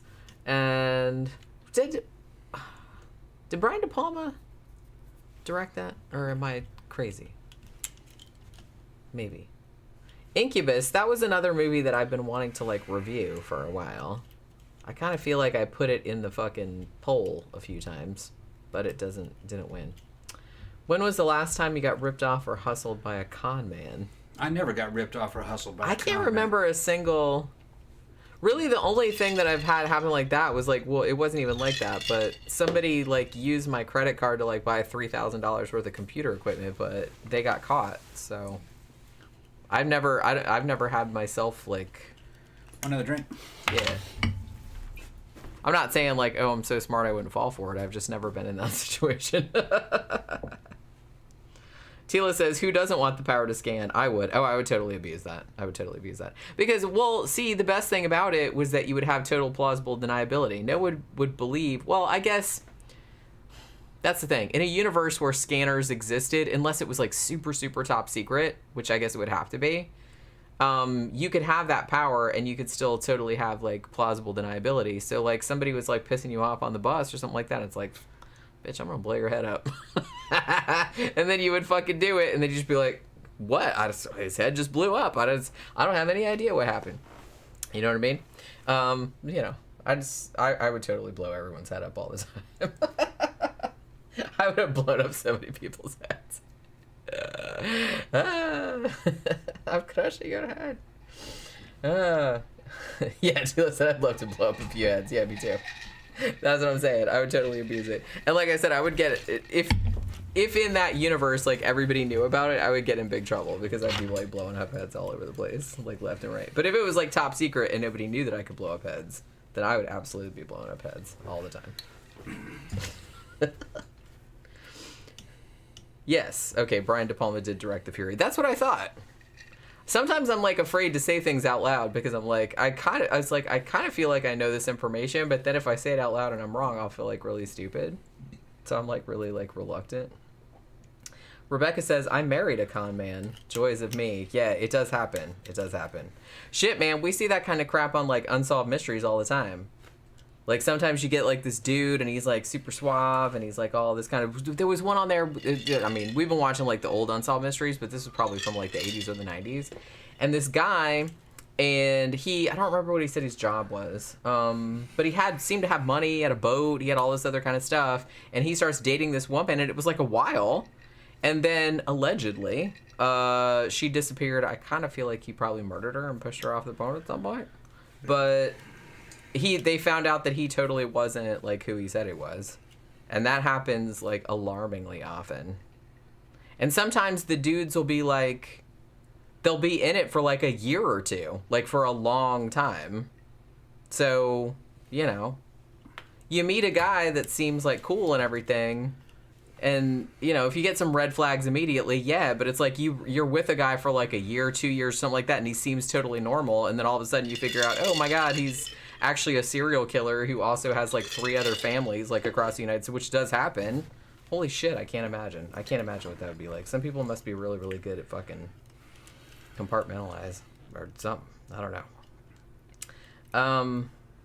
One of these days you should review the film Deadly Blessing, which is Wes Craven. Honestly, I put that in the poll 4 times, and it never wins because it. You don't know it probably. Well, I put it in the poll. I started putting it in the poll because I think it came up on either Tubi or Amazon Prime for free. And I was like, oh yeah, I remember that movie. That's an old Wes Craven movie. And I kind of feel like a lot of people haven't seen it. I haven't seen it since the 80s. And so I was like, okay, so I'll put it in the poll. But I keep putting it in the poll, but it never wins. I guess because, I don't know. That's why we started doing like the live matinees, because a lot of times I like that that I can have a poll so people that are patrons have like they feel like they're getting something special, like they can vote on something. But then there's a lot of movies that I kind of want to review that we never really get around to. Speaking of patrons, we got to get those shirts done because it's time for a mail out for the shirts for the patrons. And I promised, and he's on right now, promised Bee's Nest I'd get a fucking OCP shirt, which we already got that ready. I made it. We got the design. I just haven't done the screen. I got to make the screen. I got to get the thing to do the screen. And then I'll put in production. I want to do an OCP design. And what was the other one? I wanted to do a fucking Canon film. Canon Studio I did design. that one too. Yeah, that is a cool looking fucking logo. And they're out of business. So that bitch would be... Only a fucking true film fucking buff would look. It was Canon. The other one was Corello, right? What was it? Corelco. I think it's Corelco. Want to do Corelco? Which is similar. Like the logo looks kind of similar. It's a little spirally C. They're the little logos we grew up with, and they are very good in one color, like black or white on a black shirt. They'd look really good. And what was the other one? It was OCP or Omni Consumer Products from RoboCop, Corelco, and fucking Canon films, and they look really good. Yeah, but I want to get those out, and I want to offer those to the patrons, and then we'll offer them for a probably $20 a pop, depending on the size. If you're not a patron, in the super chats, yeah. And they should sell well. And I'll have sleeve or sleeveless versions too, and probably some girl versions, some titty shirts. I know you girls want to show them titties off. Well, I mean, here's the thing about t-shirts is that, and this t-shirt here, when you go, because I got this at FYE in the mall. This is a man shirt because they didn't have girl shirts. But so when they have a man shirt, they had a Cthulhu one that I really wanted, but they didn't have a small. If I have to get a man cut, I have to get a small, because if I get anything bigger than a small in man cut, then it's like super baggy and makes me look as big as a fucking house. Because women's shirts are fitted. Men's shirts are just hang there, because men don't have boobies usually. So, I mean, depending on the man. How fat he is. Yeah, that's what I'm saying. So, no shame. I'm just saying that, so most men don't have boobs. So the shirts are just kind of like straight down, but they don't have like, they don't have curvature. So I would prefer to have a t-shirt that was more fitted because it looks better. But sometimes beggars can't be choosers, and all they will do, because the man shirt is like the default, so you got to get, so I always have to get a small. Now, interestingly, they had a lot of really cool shirts at FYE, I'm going to say. I bought, if you guys have seen, because I've worn it on this show a bunch of times, the Creature from the Black Lagoon one, which I love that shirt. I got that there. And they had one like that, but it was for Jaws. But they didn't have it yesterday when I was there. But they did have the Cthulhu one, but unfortunately they only had 3 of them left, and they were all extra, extra large in man size. And I'm like, okay, I can't get that. Now, the other one that I wanted was, they had one that was like gray, and it had like a stylized like Jason mask on it, and it said Camp Crystal Lake like running team or something like that, and it was like super cute, and I was like, oh, I kind of want that, but they were out. So then I saw this one like on another rack, and I was just kind of like, oh, that's kind of nice, even though it's long sleeved and it's Florida and it's hot. So they had this one, and they had a Hellraiser one. They had a cool Exorcist one too, but the design was cool, but the shirt was like green, like dark green, like not a nice green either. And I was just kind of like, am I ever really gonna wear that? Probably we should do a Cthulhu design too. Yeah, we could. Yeah, Hornet, I'll send you a Corelco too. When you see the Corelco logo, you'll recognize it. You'll recognize it. Yeah, let me write that down because I don't want to forget. Yeah, don't forget that. How and then I'll get those screens printed up, because I got screen material and all kinds of shit. I'll make it, and then we'll just print them up to order. We'll get them out there. Yeah. Because I want some too. Running out of t-shirts. You made the best choice with the Creepshow shirt. I'm really this was in the whole store, because they have like all the shirts in the front, but then they also had a bunch of shirts like on racks like throughout the store, and I didn't really have time to look at all of them. This was literally the only one of these shirts that they had left, and I was like really, really lucky that this was a small, because most of the ones that they had there were like really, really big, like extra large, and I can't wear those. I mean, I can, but they're giant, and they kind of like go down to my knees and shit. So I was super, super happy that I found this one. T's talking about Exorcist shirts, and then Rebecca's talking about V-neck is more flattering on a woman's shirt.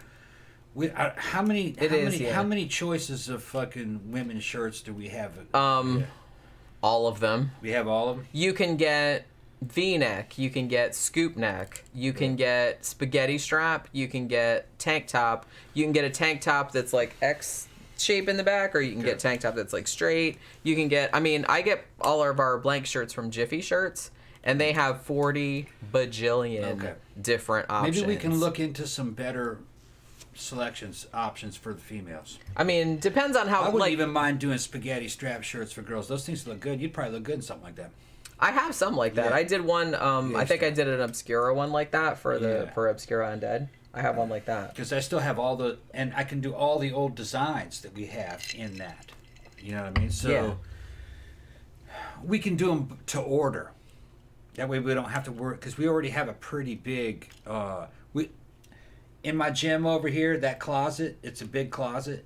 In there is all the screen printing stuff.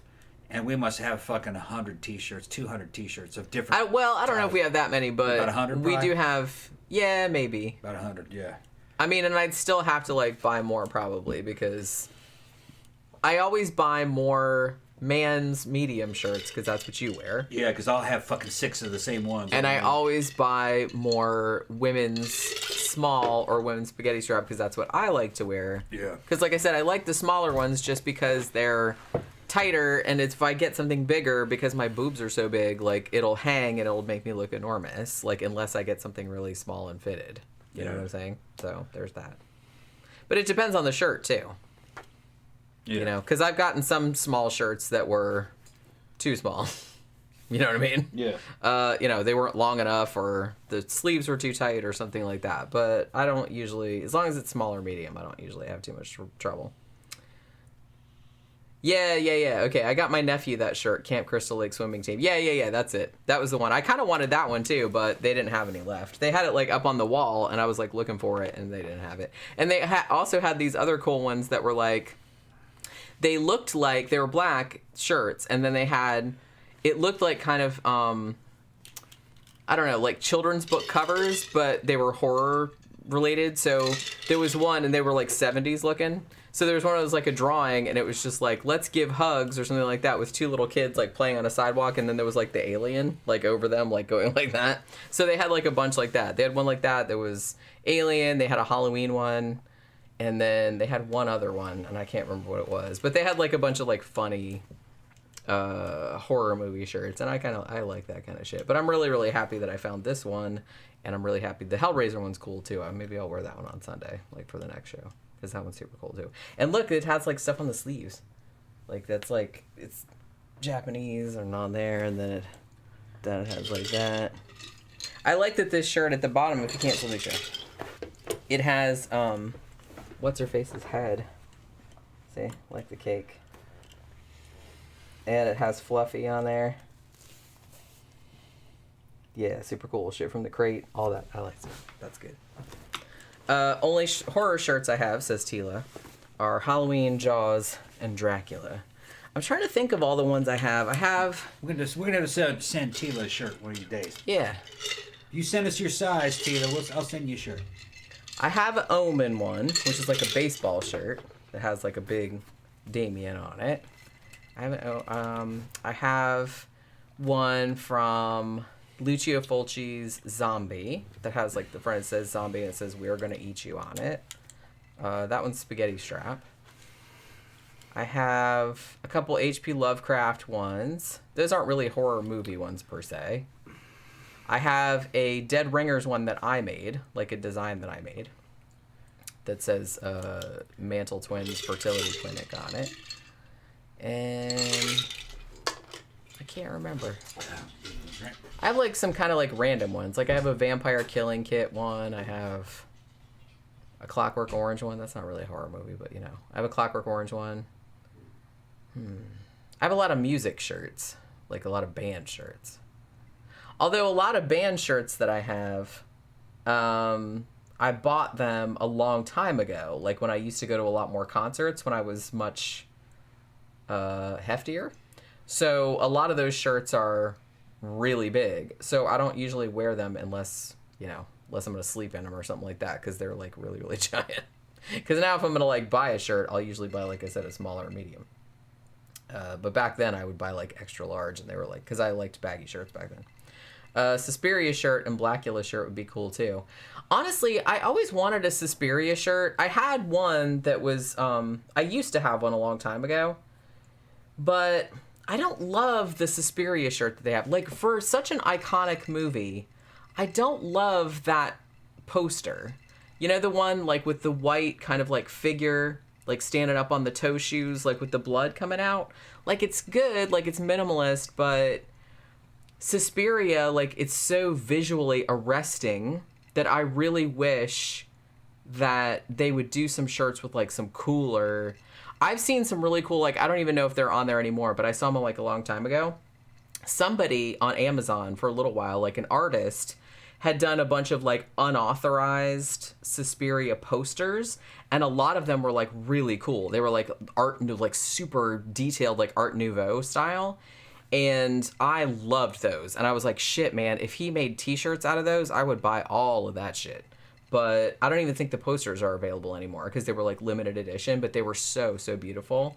And I just kind of feel like, I don't know, like I used to have that Suspiria shirt that had that design on it, but I was just kind of like, I don't love that design though. I just wanted more out of it. I just wanted a more elaborate, I like really elaborate kind of shit, but I don't usually like minimalist stuff. Not always. It can be done well. I'm more like a very gothic baroque type of person. I like stuff that's like real detailed, you know? But you know, what are you gonna do? Tila says, I wanted to send y'all some DVDs, but do you have a P.O. box? We don't, but I mean, you know, if you message me on Facebook or something like that, I'll send you our home address. I don't have a problem with that. I know you're not gonna stalk us or nothing. We've done that before. And we have a channel in the UK called Talking Pictures, says Mago. Every Friday night they do a horror triple bill. Ew, that's cool. Yeah, Holy Parish of Doom. Who says his name is Peter, by the way? He's like, Holy Parish of Doom is just my channel name. 90s XL shirts were huge. Yeah, they really were. And I can't really do... You know, when I was younger, I really liked those big baggy t-shirts, but it's just like, I don't really like to wear those anymore. Yeah, they're comfortable, but like I said, they make me look fucking 5 feet wide, so no thanks. I have a Killer Salem's Lot t-shirt. Ooh, that sounds cool. I mean, Suspiria should be on a black tee with very saturated blues and pinks and a black gloved hand of the witch coming after Jessica Harper. Yeah, and honestly, like on my computer, even on this computer and my other computer, my what do you call it, background screen is that scene from Suspiria with Jessica Harper, like, and she's in the room, like, looking all like terrified with the peacock thing, like on the side, because I love that fucking shot. So it's like there's so much cool shit in that movie that you can make a t-shirt out of, and I don't know why they don't. The poster is just like, so it's okay, but it's just so minimalist. I'm just not into it, especially because the movie is just so over the top, like with the visuals. I don't know why they would do just like that minimalist, like white red. Well, I know why, because it's cheaper, but you know. I'm still jacked over the Northman. I want to see that bitch again. I wonder when the Blu-ray is going to be out. Probably won't be too long. I bet you'd have a longer director's cut. Probably, although that movie was like pretty long. But although, like I said, take another hour of that. It didn't really seem that long. No, it went by fast. To be honest with you, like I said, I looked it up before, and I told you before, I was like, oh, it's 2 hours and 17 minutes, because when you buy the AMC ticket, it tells you how long the movie is. But, and I was like, oh, I'll probably have to get a drink beforehand, or otherwise I'm going to die of dehydration. That was constant action. But, yeah, it's like, it did not totally seem that, because I was like, what, it's over already? The time just flew by. You know what the weird thing about that? So, that movie had been playing for several weeks at that point. So there were probably only, like 8 or 9 other people in the theater? People, yeah. Something like that. And it's like, you know, you can buy your tickets ahead of time nowadays. It's not like the old days where you could just wander in and sit anywhere. Everybody sat in the same row as us. Yeah. No, there are people behind us. Why do people do that? Because we had, that's a good row. But there were people behind us, though. When I go to buy tickets, if I go to buy tickets and there's like people here, I'm like, okay, I'm going as far away from those people, because people like talk and they breathe and they chew. They probably thought it was going to fill up. But, and it's like, I don't want to listen to those people. What amazed me is that after the movie's over, everybody was quiet. Yeah, I didn't hear a peep. And I was like worried because... I was getting ready to clap. And I was like, clapping. And I'm going like, he was getting ready to clap. Although, yeah, that reminds me of one of those fucking, is it Geico? Those Geico commercials, like, don't turn into your parents, and somebody like claps at the end of the movie, and the guy's like, the people who made the movie aren't here. You know what I mean? And I was just kind of like, yeah. But sometimes people do. He's like seen clap. himself going up to Valhalla, the Valkyries riding him up there on the fucking horses and shit, and fucking and then just boom, that's it. I was like, yeah, bitch went to Valhalla. He made it. He made it. No. Yeah. I just thought that was funny. But yeah, so it's like we got there kind of early because, like I said, we went to the mall and everything. So we were there like probably like 20 minutes before the movie started. And we were the only ones in there for a while. And we were like right in the middle, like in row E, like right before where the handicap spots are, because then you can like lean your feet on the railing and there's no seats in front of you. And then like 5 minutes before the movie started, another couple with their teenage kid, I think, came in and sat in the seats right next to us. The shit was like empty.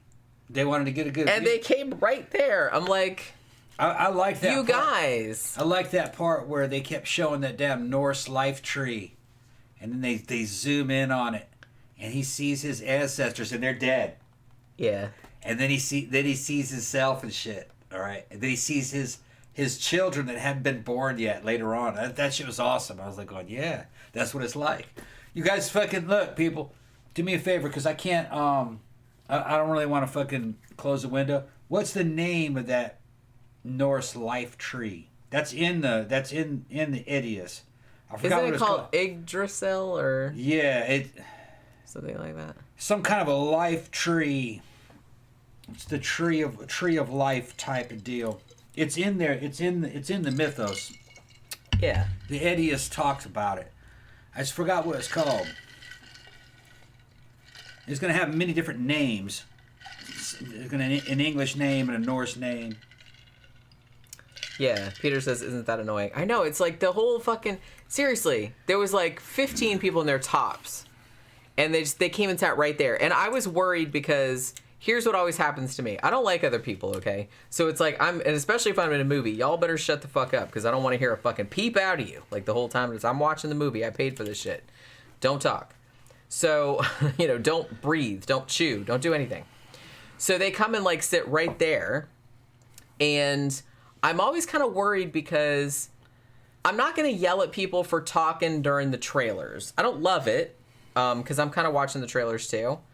But if somebody's talking at a normal volume during the trailers, I always suspect that they're probably going to talk at normal volume during the movie as well. And I'm always kind of like, oh, it always just like makes my fucking skin crawl. And I'm just like, am I going to have to hit this motherfucker because they're going to talk during... And so the guy was talking during the trailers.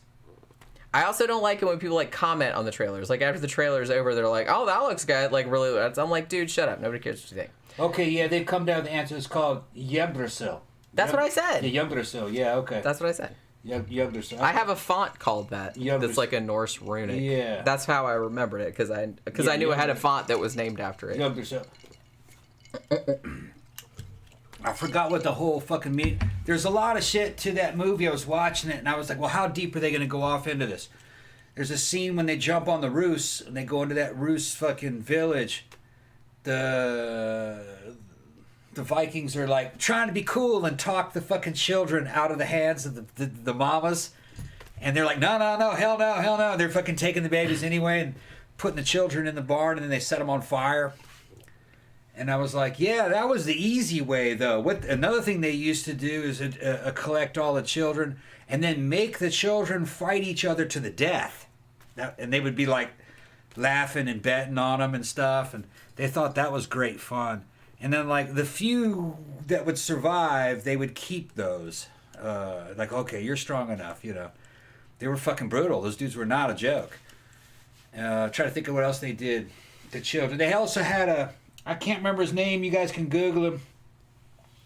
It was, some Viking name, and then they called him the Child Lover. And he was... That doesn't bode too well, does it?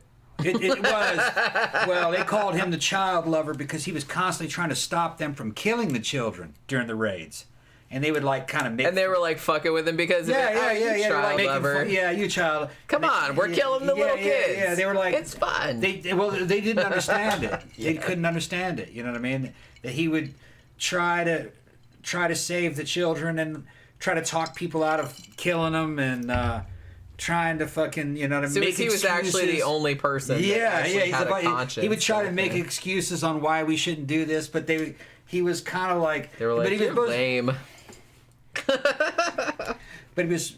Let me talk. But he was supposed to be fucking heroic. Let you talk. Yeah, he was supposed to be... He's allowed to interrupt me, but I'm not allowed to She does it too.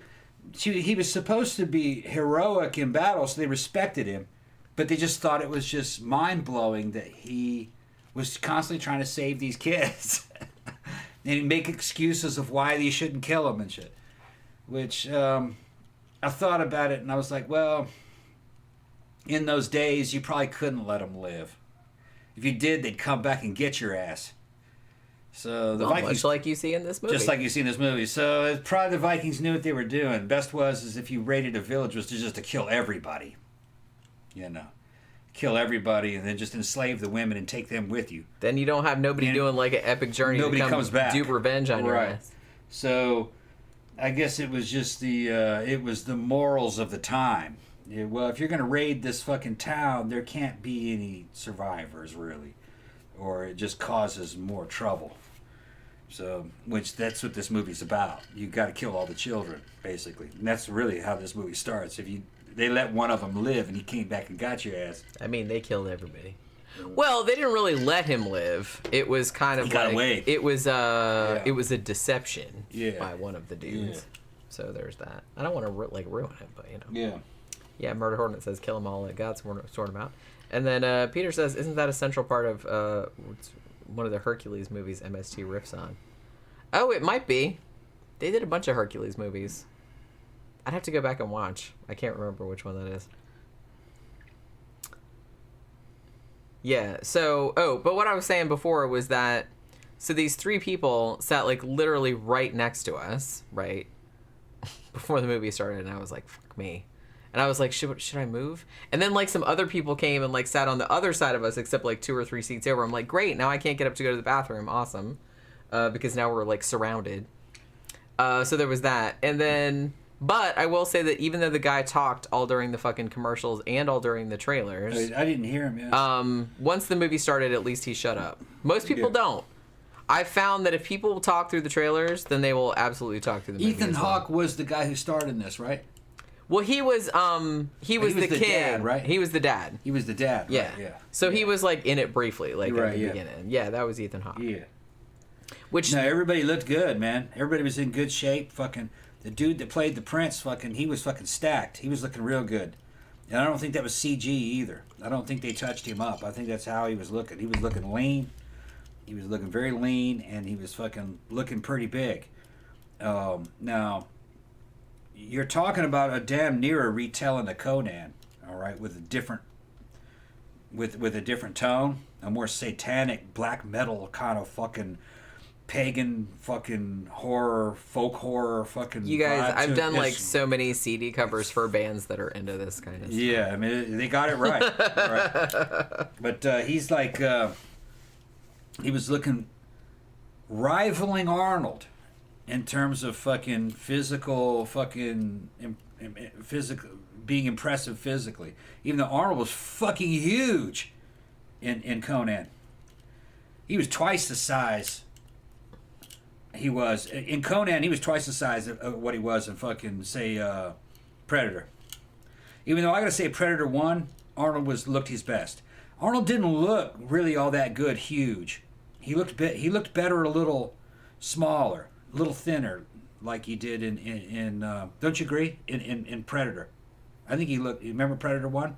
Yeah. I think he had to have been 30 pounds lighter in that versus Conan 1. I think he looked a little bit better. I don't know. Tila's into him. Tila, do you look better in Conan 1 or Predator? You tell me. I think you look better in Predator. So size isn't everything, is what I'm getting at. It's, I just, you know what I mean? It's proportions. I thought he looked a little bit better, fucking lighter. And yeah, dude was looking good fucking in this movie. The guy that played the Northman was... One thing that struck me about him was how tall he was. Yeah. He was a lot taller than, like, everybody else. Like, not freakishly, but enough that he was... Well, I mean, through the whole thing, he's kind of, like, they kept calling him, like, the Beast and stuff like that. Yeah. But he looked strong, though. Yeah. He was not fucking... Yeah, he was a big fucker. Yeah. But not like, you know, not like roided out. You're right. But he was, though. Yeah, but I mean, not like not like huge, Arnold, right? Not like a body. He was just like really, really tall, really, really muscular and strong. Yeah. Looked like it was. He's not even quite what you would call in the bodybuilding world classic physique. Not even that big, but bigger than say men's physique. He just looked good. He looked realistic. It looked like a dude could get that big and that strong, you know, naturally. Which they can't, but it looks like it. Tila said, when we saw The Northman, it was practically a full theater and claps at the end of it. Yeah. Yeah, and then see, T agreed with me. He says he liked him better in Predator, Tom. He looked fine in Predator. Yeah. And he was lighter in Predator than he was in Conan. Even though I thought he looked great in Conan too, but I think he looked a little better in Predator. And fucking Arnold was a fucking monster. He was a monster. People forget how big he was before he became an actor. When he was doing Olympia, he was fucking huge at a young age. Which, God, that gotta be really bad on your heart. But they didn't know back then. They just took all that shit and fucking worked out and fucking got giant. They're like, we'll worry about it later when we're old. If we get old. If it gets to that. A lot of those dudes died. Yeah, they had heart attacks. Yeah. Fry your fucking heart valves up. You're not meant to be that big. It's really hard on your heart. It's not the drugs. It's the size. Yeah. Yeah. Yeah, I mean, mass. It's mass. And somebody, your heart, has to like pump blood through all of that shit. Through all that damn mass. It fucks your Whether it's up. fat or muscle, your heart doesn't really much care. It's harder. It's harder to pump it through the muscle than it is fat, because muscle has a lot more blood vessels. So it's better to be big. It's better to be fat. It is in some ways. It's better to be. I mean, it's not don't be fat, but I'm just saying. It's easier on your heart. It's easier on your heart to be fat than that muscular and that fucking huge. Yeah. Right. Because, like I said, your heart is only this big. Big. You're right. Yeah. So, it's got to pump everything. It's in there, like doing its job. Peter says, "Yeah, my daughter and I bought tickets for Northman and were taken aback at how few seats were left. Yeah. Full house for an A24 flick. Very odd. Yeah, I kind of feel like." It's a masterpiece. It's a great movie. I mean, it's really good. It's really good. I really liked it a lot. That should go down in history, man. I liked it a lot. Well, and like I said, I'm really into like A24 in general. I really love Robert Eggers' other stuff. I just admire his like commitment to the craft and what he's doing. And like he doesn't give a shit like if people want to see the shit or not. He's like, I'm just gonna make what I want to make, right? And he's gonna make it like as fucking what he wanted accurate as wanted. He wanted to make Conan. Yeah. But you'll never be able to make Conan, because Conan is going to be in the hands of a big studio, and those bitches will never make it rated R, because they're going to water it down for a general audience and make it like fucking Marvel superheroes and shit. When I was a kid, I saw fucking Conan 1 in the fucking theaters. It was rated R, and people fucking loved it. It was just as intense back then as The Northman was today. It was just different eras. Those two movies can stand side by side. The tone is different. The time is different. But I would say the level of greatness is the same. It's a similar vibe. Very similar. The tone is very different, though. Conan is very Wagnerian and it's a little bit elevated and cartoonish fantasy based. It's more fantasy based. Yeah. This is more. It's still epic, but it's more realistic. Darker. And it's darker, bleaker. Let's put it in heavy metal terms. Okay. Conan would be Iron Maiden. Okay. The Northman would be fucking Cradle of Filth. That's the difference. Or Slayer. Like that. A lot harder. A lot grittier. But still fantasy. It's just darker. Yeah. More satanic. I mean, The Northman has fantasy elements in that there's witches and like people going on like spirit walks and shit like that. Yeah. But it's a lot more grounded in reality. It's not like a Frank Frazetta painting necessarily. It's a lot more realistic. It's a lot grittier. It's a lot gorier. Yeah. So some pretty like fucked up. Like it's very violent. It's like some real realistic violence. A little bit more historically accurate. Yeah. Well, actually, they both were accurate. Because Conan is trying to tell Howard's version of fucking Samaria, or actually, it's not Samaria. Where is it? It's what's the name of the place where he's at? Conan was a Sumerian, but it's a fantasy world. Yeah, that Conan is in. It's not historical. It's a Texan's idea of fucking caveman, long time ago, back in the days. It's a caveman back in barbarian days. That it's him telling the story. Yeah. Or, fucking old Howard. And Howard was just a big old Texan. And he was young, trying to come up with a fucking badass tale of back in the old ancient days. It could have anything: samurais, cavemen, fucking knights. Well, all the badass shit. All the badass shit is in the same Robert E. place. Howard wrote a bunch of stuff. He Yeah, wrote a it's bunch all of the stuff same in like weird tales. Like some of his stuff isn't in the public domain anymore because he has like an estate that like looks after that. But you can like read a lot of it online if you care to. Right. Not just the Conan story. He wrote like a bunch of other stuff too. And Howard also put all continents in the same place. You had Zula in there, you know what I mean? You had black people and white people and fucking Aztec, fucking Mexican people. They're all in the same vicinity fighting each other. Which that's what was great. It's the badass country. It's just all the badasses. And there might, a samurai type dude might show up. It's all within reach of each other. And the ancient Egyptians might show up. You never could tell what would happen. See, that's the beauty of fiction. That was the beauty of it. Yeah, and then a knight shows up. So, I kind of feel like back in the old days, like people were just like, yeah, whatever. Like nowadays, if you try to, well, I don't know. So nowadays, if you try to do that, well, actually, those people would not be like in the same area at the same time, blah, blah, blah. Maybe. I don't know. Yeah. But it's fiction. We're just doing like fun shit. All the badass shit in one area. Just look at a Frank Frazetta painting. Yeah.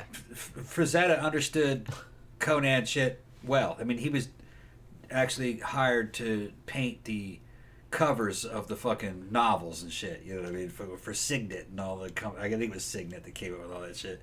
So, yeah, fucking. That's what Howard was talking about. A fantasy long time ago. Although Stone. What's his name? Fucking Oliver Stone. Oliver Stone. Yeah, Oliver Stone and Milius, when they were working on the script and talking about making it, they were like, this fictional past never happened. Okay, dog-headed men and giant snakes and fucking monsters, and everybody from every different race, all in the same place, and and it's just, this could never have happened in the past. Maybe this is the future. Okay. This is a post-apocalyptic future where all these ancient cultures have mixed and re-arisen out of the ground, along with mutants that had dog-like heads and mutants that could do fucking psychic abilities that we call magic and shit. Which is a great idea because after an apocalypse, it's like everybody just has their own little fragments of remembered shit from back in the old days. Right. Yeah. So you're not talking about Dungeons and Dragons. You're talking about Gamma World, all right, and that which would be like Fallout. If you guys remember Gamma World, that was the post-apocalyptic version of D&D. So that's what Howard. That's what fucking Milius is talking about when he shows fucking Conan. It's in the future, and he says so in the opening things when fucking Conan's dad's telling him about the fucking gods and how they fucking fell in fire and lost the riddle of steel on the battlefield. He's talking about the nuclear war in which they lost the ability to make steel. And what steel is. Steel is the willpower. But that's what he's talking about. It's post-apocalyptic. Since you mentioned Fallout, I was going to say the movie review that I'm putting up tomorrow is the 1995 French film City of Lost Children, which the makers of Fallout have attributed as being the main influence on the look of the Fallout games, particularly Fallout 2. Have you ever seen it, City of Lost Children? I rewatched it recently, like for that thing, and it's like, I'll put it up tomorrow. You'll see. Ben says, is Northman as good as Conan the Barbarian? Yeah, it is. And I'm a fucking Conan the Barbarian, John Milius fanatic. Yeah. So if he says it, then yeah. It's badass. It's good, and in some ways better. But it is an original creation, and it homages Conan 1 many times. If you're a fan of Conan 1, you will instantly recognize the order in which things happen. Certain things that he does, you go, oh, okay, yeah, but then it happens a little bit differently, okay? Like the way Conan gets his sword from the fucking the dead Atlantean king. Something like that happens, but it's different. Conan sees his dad fucking killed by wolves. Has to kind of loses everything and then kind of ends up in a pit fighting for his life. And another, that same kind of thing happens, but it happens a little bit differently. Conan meets a sorceress who fucking tells him some shit, and then she vanishes in a ball of fire and runs away. Something like that happens, but it's Bjork this time. You're gonna see. It homages Bjork with her eyes ripped out. Yeah, it homages it over and over again, but the tone is different. This is not Iron Maiden. This is Celtic Frost, or this is fucking Cradle of Filth, or this is real Slayer. You know, it's a lot harder version of that. It's good. You'll like it, and it's more accurate. It's not It is still fantasy. It's got fantasy aspects. Yeah, because shit happening in the spirit world, and they're imagining things, but they're taking drugs too, and they're seeing. You're sometimes shown things, ghosts happen. You just have to see it. But no, there's mystical aspects to it, but in the same sense that it would have been like in real life at the time. Right. You know what I mean? It's happening in Viking world up in Iceland. Yeah, like and we're taking drugs and we're going in the sweat lodge or whatever, and we're like going on a spirit walk. Right. You see like shit in that kind of way, but the rest of it's like really realistic. But there are magical weapons. They're in there. That too. There are magical weapons. It's like magical realism. Yeah. Yeah. But they really are in Iceland. Okay, this isn't a fictional Iceland. It's real Iceland. You just gotta see it. Yeah, most of it. I will put that bitch Iceland. right next to Conan in my fucking collection. Is it? Yep. That's it. They nailed it. That's it. When we were watching the movie, I was like, the whole time I was watching it, I was like, oh my god, this has Tom written all over it. This movie. Yep. This is everything that Tom likes in one movie. Yep. Yeah. It was almost too much for me to take in. I want to see it again. Yeah. Yeah. We can if you want. I don't mind. Yeah, it was almost too much for me to take in. I don't mind. I thought it was awesome. Yeah. Granther's asking some more questions. These are actually good questions. Number 1. Name one serial killer you profiled who you would have over for dinner. Ooh. A serial killer that we profiled that I have over... the Iceman. I'd have the Iceman. I mean, he's technically not... Well, I guess he's technically a serial killer, but he's more like a hitman. Yeah. He'd probably be interesting. The Iceman. Honestly, I wouldn't mind... this may sound fucked up. I wouldn't mind talking to Dahmer. Is that weird? Yeah, well, he'd be easier to handle because he was kind of... That's what I'm saying. But I think that because Dahmer's always fascinated me because he always seemed to me... Like, I'm not excusing what he did, but he always seems to me like sadder than most of the other ones. I don't know if you'd call him a serial killer. Maybe you could call him that, but General Butt Naked... I would hang out with General Butt Naked. I thought about inviting him over. You and him would get along. I thought about inviting him over. Jenny's like, we're not having that man over here. It's like, can we not? I'd bring General Butt Naked over here and take him to the club. And then he'll cut off some people's heads with machetes. You never know. No, he's off duty. He's off duty. As military men, me and General Butt Naked could talk about it. I would fucking do it, get recordings and fucking do whole interviews of me and General Butt Naked talking. A true African warrior. But see, you're going more toward that's like somebody from Conan. He was like something out of Conan. Yeah. Yeah. But we're talking more like your classical serial killer. A classical serial killer. Most of them, I just want to choke them. Me too. Like fucking Green River Killer, that dude, he's just a fucking pussy. He just need to be choked out. Well, most of them, it's like, why you wouldn't want to. But like I said, the reason I said Dahmer was because, to me, his motivation almost seemed like the saddest. He didn't come across, because a lot of serial killers like Bundy or BTK or somebody like that come across as like this really like arrogant, sort of like superior kind of attitude that they have. Like they're smarter than the cops, and they're very like dehumanizing of their victims. But I feel like Dahmer had something else going on. He had like a little bit of a different motivation. So to me, that's like more interesting. I still don't know if I want him in the house, but I'm just saying I would feel in less peril from him. Yeah. Oh, hold on. T was asking about the reboot of Conan with Momoa. Okay, he was not bad in it, but the problem was that Conan was stale, not real well. It did not make much of an impression on me. watching it. I like Jason Momoa. I didn't remember much about it. I was like, this really isn't Conan. It was just very generic. I wouldn't even fuck with it. If you want to see a good Momoa flick, see Aquaman. I thought he was great in it. We saw it in the theater. I liked Aquaman. I mean, I like Jason Momoa generally. Yeah. He seems like a nice dude. But yeah, Aquaman was good. Aquaman was good. That was the closest you're gonna get to fucking Flash Gordon in the modern era. It was, for me, it was like watching a Flash Gordon flick. Flash Gordon underwater. I like that they kind of like leaned into like the goofiness, goofy and shit. But it was I liked that about it. Real good. They weren't afraid of like, yeah, this is cheesy as fuck. Yeah, we're just gonna do it like that. That's why I want a new Flash, and it has to be in that Dino De Laurentiis style. Goofy as fuck. Yeah. Sexy with a bunch of drugs in it, because they take drugs. Even in the original, the old one, there's a lot of sexual innuendo in the old Flash Gordon movies. Scantily clad women dripping off the fucking hands of satanic idols and shit over on Mongo. You got to have all that in it. That'd be super fun. I'm surprised they haven't done that. Actually. And you have to have that damn Chinese motif to Mongo. People go, well, that's cultural man, fuck all that shit. That was the motif of Mongo.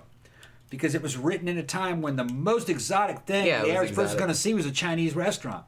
So that's what they went for. You know what I mean? And that's what... Shit, I was a kid in the 70s and I remember like Chinese food being like super exotic. Oh, yeah. So that was the motif of that fucking movie. And which is funny, but... De Laurentiis got it right. That's what it was. And it just... It couldn't compete with Star Wars in the day. I dug it. I got it. Even back in the day, I saw it like 5 times in the theater when it came out. It's different than Star Wars. It's a different tone. It was more pot smoking 70s, hedonistic, sexual. And Star Wars was not like that. Star Wars was very kind of, in a way, uptight, kind of reserved. Well, Star Wars trying to be, even though it was like still fantasy, it was a lot more quote unquote realistic. It was, or grounded, I guess is a better word. Whereas Flash Gordon like embraced its over the top craziness, goofiness. Yeah. It was just kind of like, we're going to like all the costumes are like super bright colors with like fucking glitter on them and shit. Yeah. They just wanted to go like glam with the shit. And I respected that. Yeah. Now, I respected that. A lot of people know the old, or they know the De Laurentiis Flash Gordon, basically from seeing it on TV during the VHS era, on the old CRT televisions. That's not the same movie. If you saw it in HD or a Blu-ray, or you saw it in the theater, you saw how, and you saw it in HD, and you saw how expensive those costumes were. Those were beautiful costumes. You don't see that if you see it on VHS. It looks kind of crazy. It looks cheesy. It looks cheap. But no, it looked very expensive on the big screen. But it was hedonistic. It was fucking decadent for the day. But so was the original source material. Fucking think about this shit. You're on Mongo. Ming, all right? Using a power potion before he has pleasure with his fucking slave girls in the dam. What were they called? In his harem, all right? One of the girls that was trying to constantly make the move on him was his daughter. And he's, really, all right, your tastes are just too dangerous. And fucking, come on, man. And fucking like, Max von Sydow. I'd be into. Yeah, Max von Sydow fucking knocked that shit out of the park. I don't care if we're related. They were just talking about the aliens in the damn movie were hedonistic. Yeah. And that was just like, damn. Yeah. And fucking you had, and the head of the Secret Service, Kala, General Kala, who is me and Jenny want to dress as me. I wanted to do her as a costume one day. Yeah, as General Kala. That'd be badass. I looked into like making it. It'd be expensive, but I want to do it one of these days. Yeah, and fucking what was the other guy's name? It was just on tip of my tongue. It was General Kala and fucking Clytus. Clytus, and he was the head of the secret police, secret intelligence. Yeah. The secret. We were police. Gonna do that like for Halloween one year. And it's implied, and it's implied that they're a couple.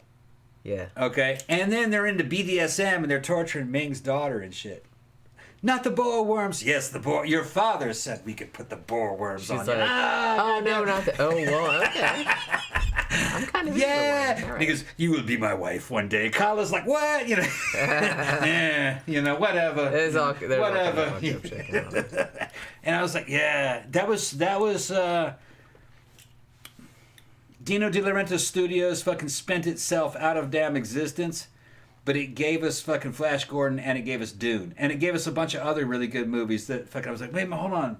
De Laurentiis made that? And I don't even remember them all now, but they made good movies that were very underappreciated. But they've aged well. I mean, Flash Gordon is super fun. Yeah. I'm always up for like watching that. Yeah. It looks beautiful. Yeah. Like all the costumes are beautiful, all the sets are beautiful. It's just like a fun ass movie. Real fun to watch. It's a fun ass movie. Yeah. Granther's also asked 80s porn versus modern porn. Yeah. Which is better and why? Modern porn's better. More selection. Yeah. 80s porn, it was all samey. Everyone it had was big the same- hair and tan lines. Yeah, and it was the same, performers over and over again, pretty much. And then VHS came in, and then you had a bunch of other girls get involved and other guys, but it was always fucking Ron Jeremy, fucking the Hedgehog, and the same fucking dudes, and fucking over and over again with these fucking California fucking bimbos, you know. And the scenes were very generic. Same thing over and over again. Yeah, I kind of feel like until the internet came along, when it was expensive to make porn, or at least more expensive than it is nowadays, you know, you only had like, you know, it was kind of like a Hollywood thing where you Yeah. had like certain things. It was lower budget, obviously, but you still had like kind of bigger studios putting the porn out because you had to like put it on VHS or whatever, which is expensive. But so, like you said, you got the same actors, you got like a lot of the same stuff. It was over and over again the same thing. And yeah. So Some of- nowadays you can find like whatever tiny little Yeah. niche you're into, you can find a whole world of porn. Yeah. A whole world of porn that is just like waiting for you out there for whatever your very, very, very specific fetish is. Old porn was good for very good-looking people. Okay, they had some really good-looking people, but the porn was boring. It didn't matter. The best porn going, fucking, and it's kind of always been this, was like semi-pro and amateur, and now you got individual creators that fucking can come up with some crazy ass shit. Let's drive around while we blow each other. You're gonna give me a hand job while we're driving, and fucking, they just do crazy shit, and it's because they're. It's just like YouTube. You know, they have Patreons who are paying them to do this shit, and it's just it's more realistic. It's hotter. You know what I mean? If the whole thing is a setup, everybody's being paid, and fucking nobody really gives a shit about each other, and you're in the studio, then what is this? You know what I mean? It's not that hot. You know? Well, I mean, I kind of feel like, well, okay, there is kind of a thing where I don't really get, because remember there was like a kind of a little bit of a thing where we're going to make porn movies, but we're going to make them like actual real, like, movies, like with 90-minute runtimes that have Yeah. like plots and stuff. Okay, so that was the thing for like 10 minutes.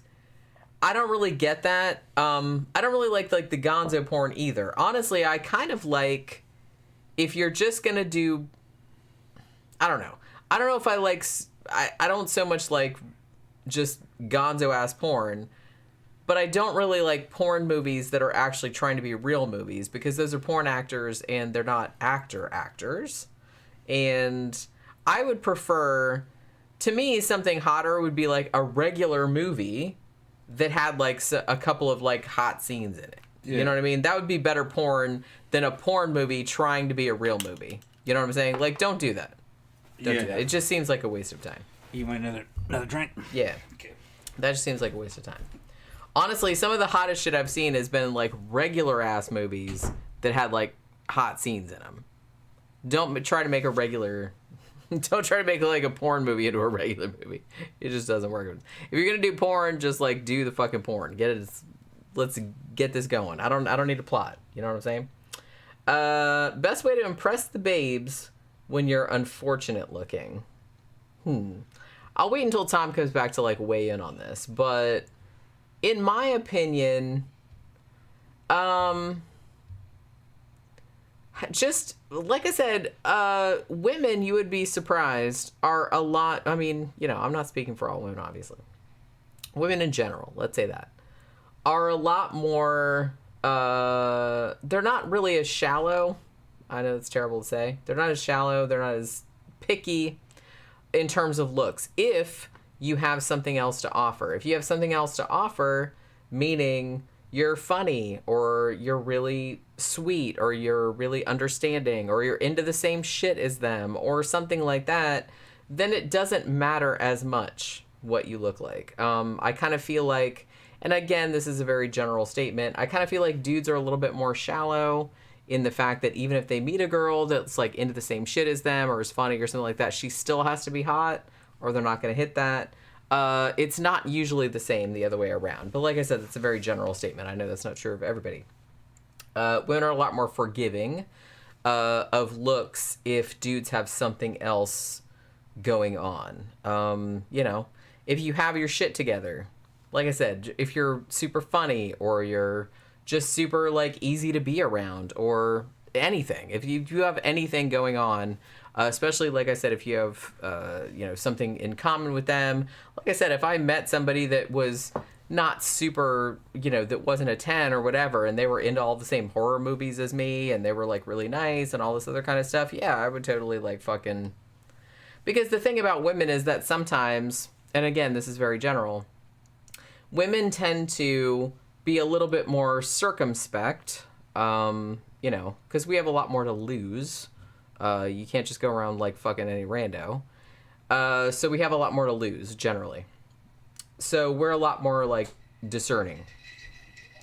So the thing about it is that you meet somebody that is maybe not the best looking, but the more you get to know them, like the more you like spending time with them, the more attractive they will seem to you. You know what I mean? Whereas I think dudes are like the other way around. I think dudes a lot of times will like see a hot chick and be like, I don't even care what that bitch is like. I'm just gonna hang out with that chick until I get sick of her. Yeah, so that's what I mean. So they'll be a lot more forgiving of women. If women are hot, then they'll be a lot more forgiving of that woman being crazy or annoying or whatever, just because she's hot. You know what I mean? Whereas women are kind of like generally are opposite. Women will usually be like, well, this guy's cool. Like, he's not, I've never thought this, but maybe some women do. It's like, oh, he's not that great looking, but blah, blah, blah.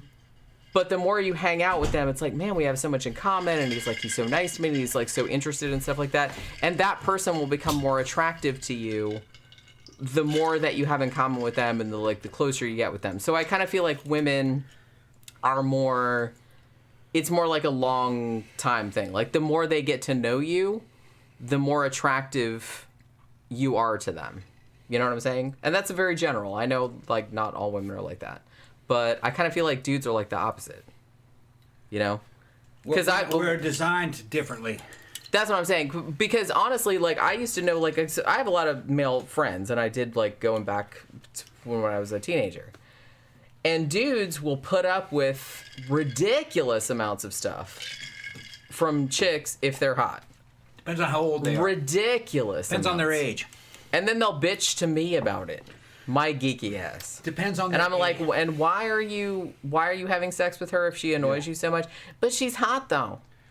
But depends on the guy's age. And right.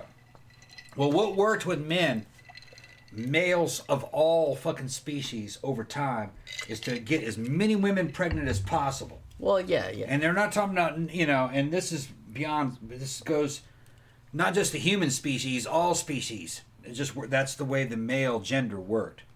So male primates are similar to that. Just get them pregnant first, because you'll have offspring. A lot of your ancestors were born that way. That's why you have that. Now, but for long-term relationships, if you want to raise children, you have to be able to tolerate the female at least, because you're going to have to be around. You sound like a Ferengi. Well, no, it might be. Well, no, because I'm not just talking about humans.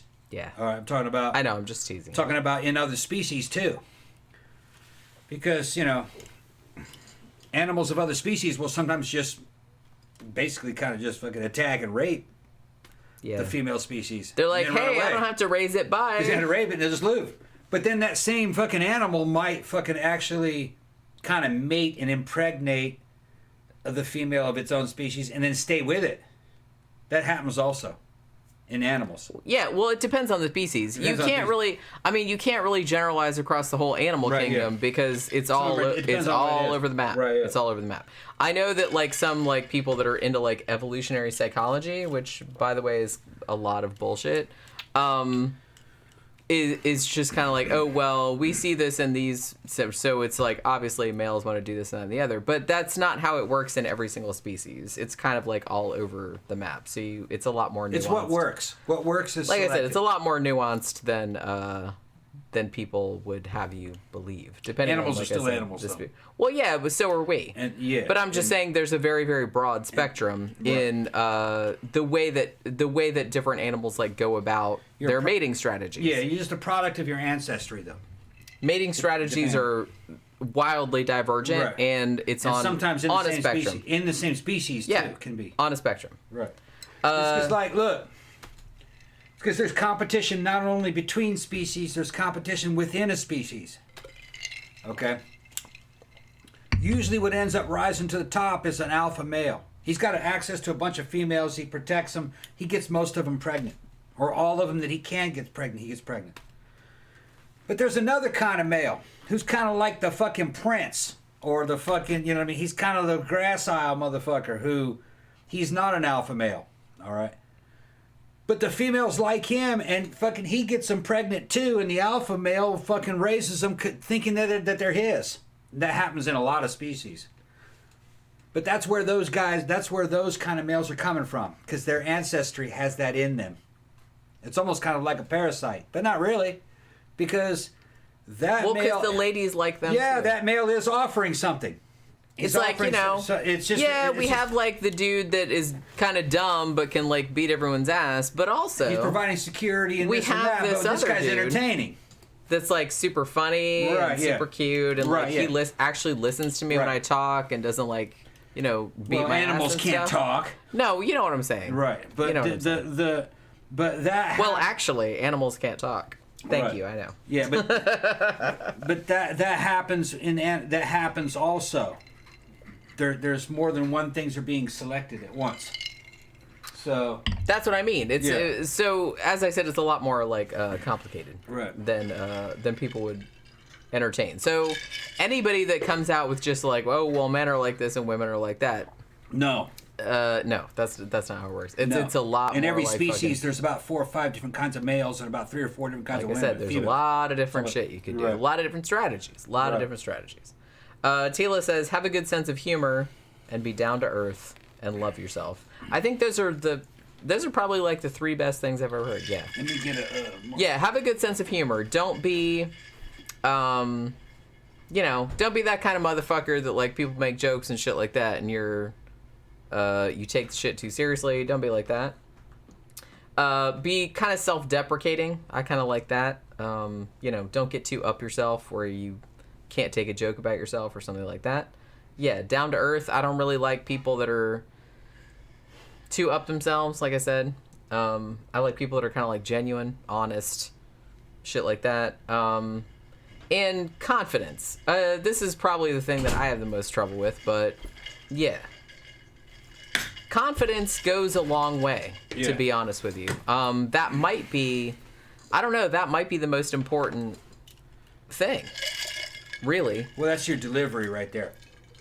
That's what I'm saying. Like, no matter what you have going on, like, because Right. everybody has something, or more than one something. Most people have more than one something. What you should do is find out what those somethings are and play to those strengths. Right. And if you do that, and don't apologize for it, and just like, this is me, and like, fuck it, then I mean, unless you're terrible, that's a whole other thing. But if you're confident and you project that, then people will respond to that. Yeah, and you also can't get hung up in stereotypes. Like I was like earlier on, I gave a very fucking simplistic view of fucking an alpha male doing this and that, and then another guy who's kind of like a sigma who comes in and fucking is getting the fucking pussy and shit, and he's raising the shit. There are alpha guys out there that are fucking big and strong, but also have fucking good sense of humor and real intelligent and fucking kind of like Superman. They got those too. You know what I mean? Just because the motherfucker's big and strong and is an alpha doesn't mean he's dumb. It's just there are a lot of big dumb motherfuckers like that, but they're not all like that. Yeah, you can't just like assume right anything about Right. anybody, really. Right. I mean, probably you shouldn't. I mean, you could say Neil deGrasse Tyson would have been one of those when he was young. He was a big, strong, alpha type guy, but he was a fucking scientist too. And had massive. Well, yeah, he was an athlete. He was an athlete. Yeah, right. He was a fucking wrestler and shit, but he was also so, you know what I mean, you can't.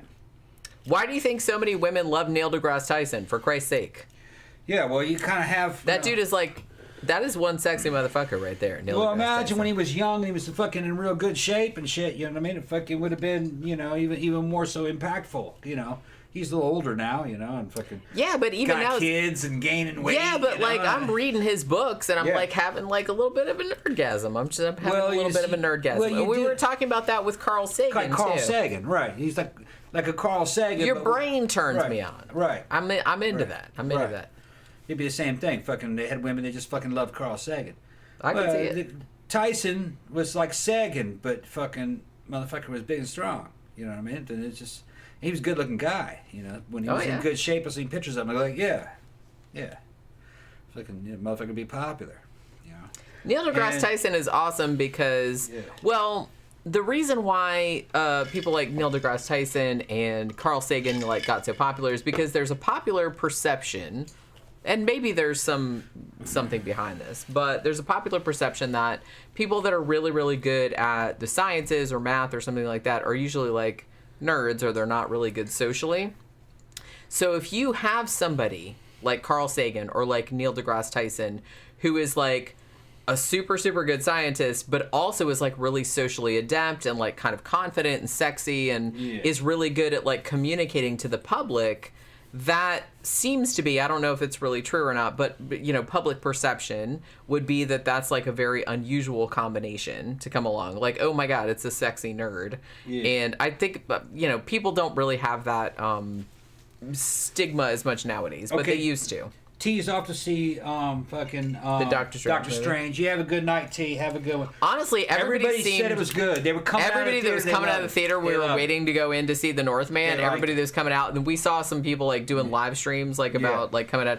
Oh my God, this is the Yeah, best! they liked it. I liked it better than Spider-Man. I liked it. Yeah. They were like super into it. So Yeah. you know, I didn't even see the first one, although it looked cool. But superhero movies are good, but it's like they're never my number one go-to. You know, I like them, but they're. I don't know. It's like it's hard to say. I like them, but they're not like. Grabner's asking my main thing. who's attractive, who's more attractive, fucking Neil deGrasse Tyson, Anthony Bourdain, or fucking Matthew McConaughey. I'd say fucking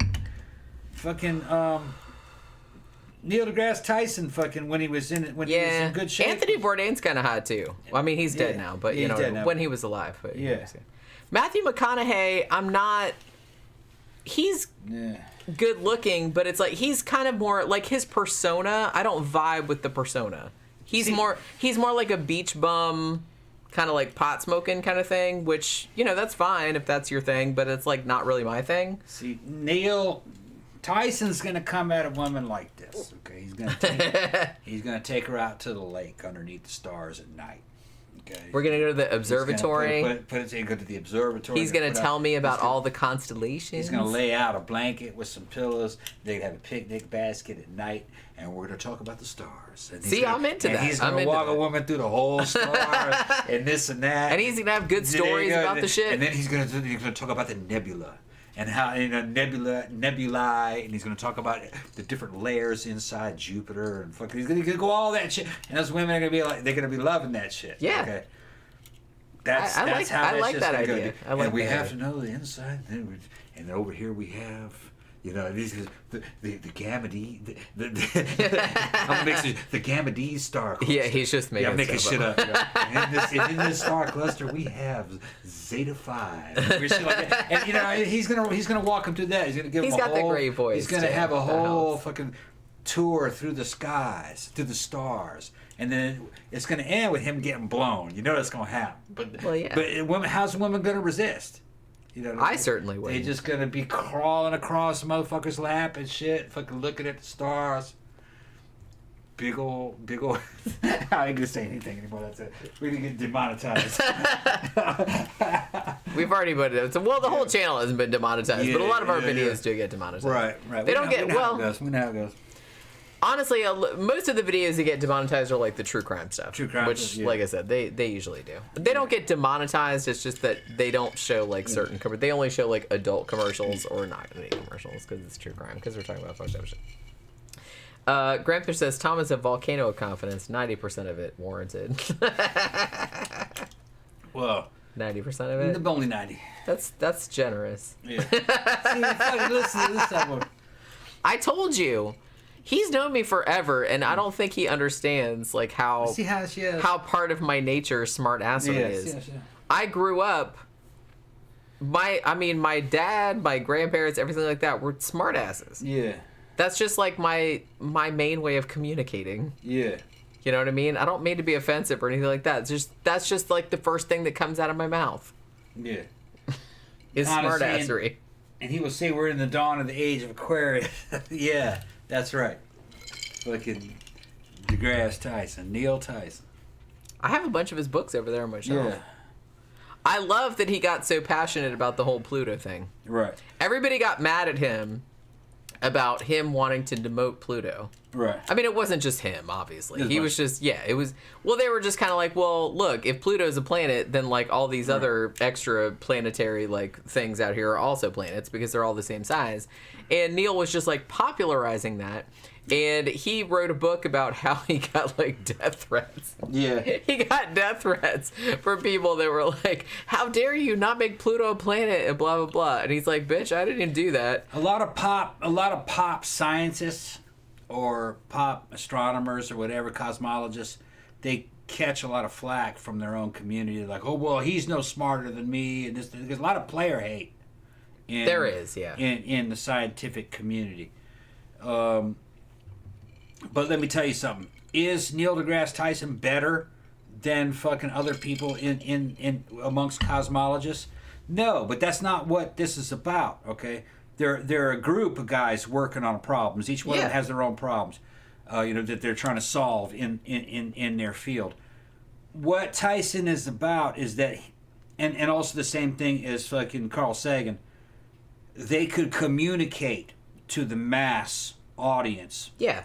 And make their field seem very interesting. Which is a different talent. That is a totally different skill. Sure.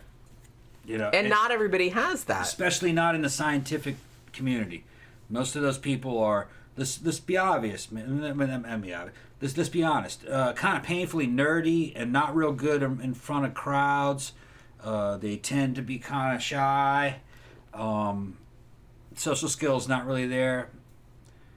But not Sagan and fucking Tyson. Those motherfuckers could get in front of an audience of people of all different walks of life and win them over. And that's what science needs.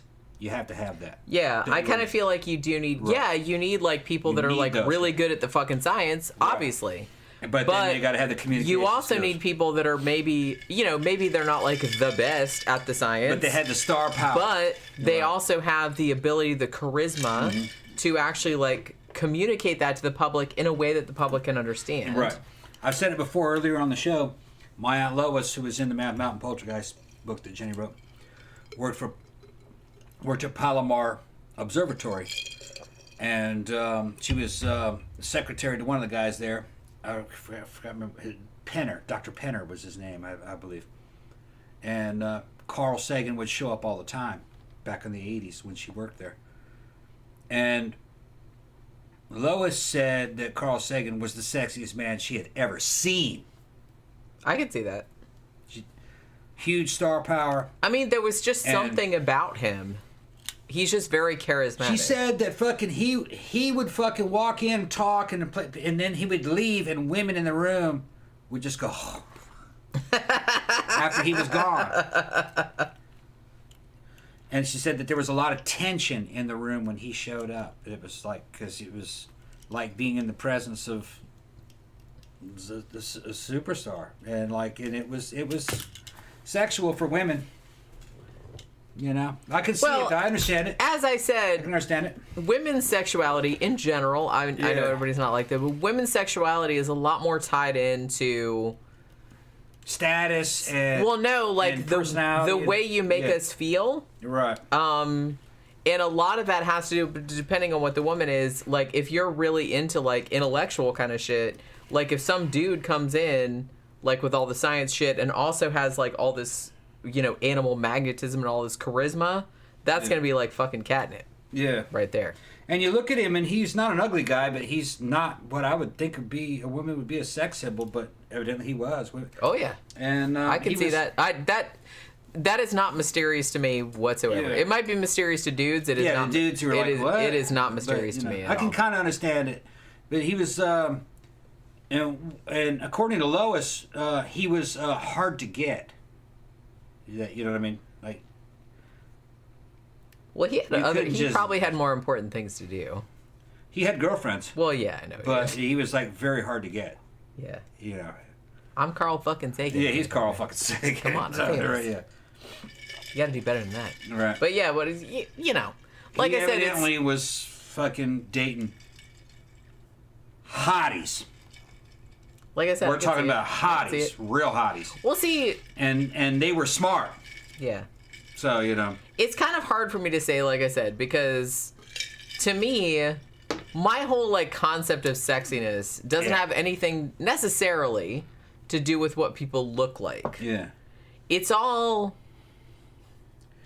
whole gestalt thing. Like, you have to have a whole thing going on. Well, I would it say- doesn't really matter, like, what you look like, necessarily. yeah. But the thing is, I would say Carl Sagan was good looking. He is good looking. He was not a fat guy or anything like that. He was Right, a but- smaller, slender guy. And I would say he was good looking in the way that Spock or Leonard Nimoy was good looking, kind of like that. And you guys know how I feel about You know what I mean? Spock. You're not talking about a real muscular guy, not real macho, not in the fucking traditional warrior sense of the way, but a scholar machismo. He had that. See, and I'm kind of like, I'm into that, though. Right. I'm into that, though. I like that kind of...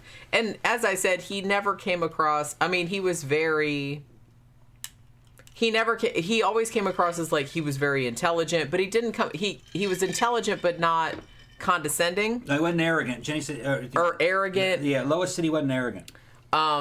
Which, like I friendly. said, like, intelligent is good. Arrogance, not so much. Right. I don't like arrogant. I don't like condescending. I don't like anything like that. I do like smart, but if you're the kind of smart where you're lording it over everybody, yeah, that's very unattractive. But if you're smart and you're, like, kind of, like, interested in stuff and you're passionate about stuff and, you know, and you can hang with, like, regular people without, like, trying to, like, pull rank by feeling, like, superior. You know what I mean? What? Read what Grampers said about Where? Steve. Steve was my best friend in high school. Oh. Grampers talking about him. Yeah. Our friend Steve made Yeah. the panties drop by talking to the girls about old school Pink Floyd, astrophysics, Yeah. genetic engineering, chemistry, apex biology, and a Yeah. bunch of other intellectual stuff. Yeah. Well, see, had I been around at that time period, that he probably, had a Jesus complex. that would have worked on me Yeah. too, Yeah. probably back in those old days, In because the- back when that's like the whole contents of my bookshelf. You don't even know. back when Steve there. back when Steve was in high school, though, he had almost a messiah complex. That women thought that he could have been a fucking great cult leader, because those young high school girls actually just thought he was like the messiah. Okay, well that's a little bit That scary. he's just fucking that he was like the second, like that he could do no wrong, which he could. Don't get dick dazzled, girls. Oh, they were getting dick dazzled. Seriously, they were don't. getting dick dazzled. Fucking Steve was a master at that shit. But they I were mean, good. They were good girls, though. They were good. there are dildos. These were all. No, it's no, fine. he was not bad to him. What are you talking about? No, I'm just saying. You're not gonna let a girl get some dick? No, they're getting dick from a No, dude. yeah, I'm not saying They're that. getting I'm dick just from a dude. saying. He was awesome. No, what I was saying Steve is was that awesome. Steve Yeah. was awesome. And He is awesome, I've met him. Yeah, I've met she's met him. I'm He just was saying in general. awesome. Yeah. I'm talking of young girls. I'm not talking about Yeah. Steve particularly. Right. I'm talking about young girls in general. Don't get dick dazzled in the sense that you think this dude has like the best dick ever. And so like that's Yeah. I'm gonna give it as some advice to you young women. Go ahead and get dick dazzled. Sometimes you got a motherfucker out there that is dazzling you with the dick, and and that might be the best thing you're ever gonna have. You just don't know what's gonna happen. Just have fun. Have fun. Don't let Jenny tell you not to jump on the dick. No, I didn't. No, jump on a dick. That's not what I said. Fun. I didn't say not to jump on the dick. Okay. Dick dazzled means that the dick is so good that you will forgive all of the bad shit that the dude does. Depending on the dude, though, that is the experience though of it. I'm just saying. Some women have to have that experience. You know what I'm talking about? That just. I feel like all women have had that experience. Let it happen. And but I'm just saying. Yeah. Don't get so caught up in it's the most awesome dick. Look, I get it. But don't get so caught up in that you'll forgive anything that the person attached to that dick does. Because that's what I mean by dick dazzle. Steve on the show. Graham, I'm gonna get Steve on the show. And I'm not talking about Steve. Okay. I'm just talking in general. Because sometimes Steve would talk you right out of them pants.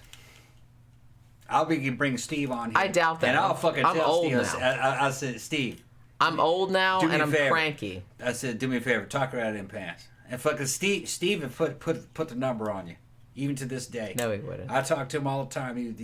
Well, you know, it would happen slowly. It would be over a period of. No, it wouldn't. Okay, I'm not gonna play with you that way. No, okay. I'm too cranky for that shit to happen. She's cranky. I'm old and cranky. That shit's not gonna happen. I don't fall for that crap. Steve was fucking an excellent. Actually, I didn't fall for that crap back in the old days. You would have fallen for that shit. You would have fallen for maybe when I was like 16 or 17, I would have fallen for it. You'd have fallen I probably would have fallen for it when I was 16 or 17. But once I got into like my 30s, no fucking way. No way. And like I said, nowadays I'm way too old and cranky. She doesn't understand. Back in the day. Oh, I understand. Back in the day. Oh, I understand. You would have had so much fucking fun. It was fun. It was a lot of fun. Well, I had fun too. Yeah. I'm just saying, I had fun back in those days. We didn't make any promises. You know, me and Steve were fucking hanging out and fucking having fun and fucking making friends with all these girls and fucking shit was happening. But nobody ever lied. We never lied to any of those girls. It was just fun. They were friends, you know. It's not. Everybody knew that they were having fun too. Everybody knew nobody was getting married. We were going to graduate in a couple years and be gone. You know, it was the high school time. Although high school for me might have been different from it was for you. I don't know, but. No, I'm just saying. Look, I'm not saying that. Right. What I meant, I think you took it way too seriously. Okay. You got sensitive about it. Yeah, I got sensitive about this shit. Yeah. You did. Yeah. When I say don't get dick dazzled, I said don't. Look, even if the dick is good, for the girls. Yeah. Even if the dick is good when you're young, don't let that overshadow. If the dude does fucked up shit otherwise. Yeah. That's all I'm saying. Don't let that blind you to their other behavior. That's all I'm saying. Because that's something that happens let lot. me speak to you women, you young girls of Please tender don't. young age. Please let don't. me speak to you. Here's a 50-odd-year-old man from the experience, okay? Who has never been a woman trying to give advice. From experience. Let's hear it. From experience. I'm very interested in how this is gonna go. Don't be afraid of the dick dazzling, and don't think that it's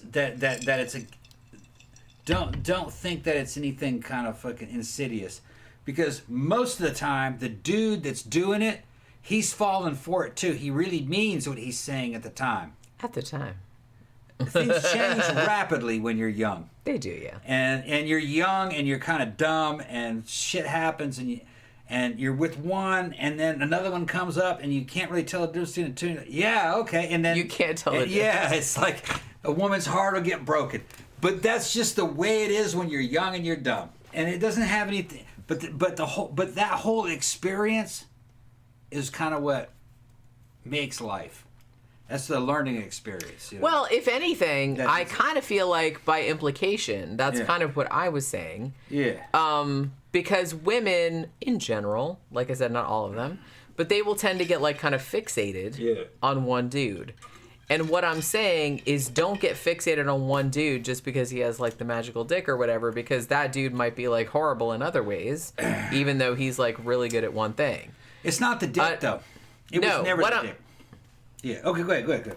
Thank you. May I speak? Go ahead. While I go to the restroom, you go ahead and talk. Now go ahead. Fuck with you. Thank you.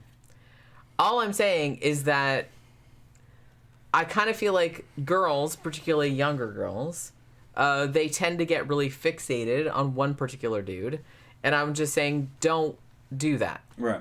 Okay. I'm just saying that, you know, you get like all fixated, like this dude's like really, you know, like really, really good at one particular thing, and so you'll forgive like all the other shitty things he does.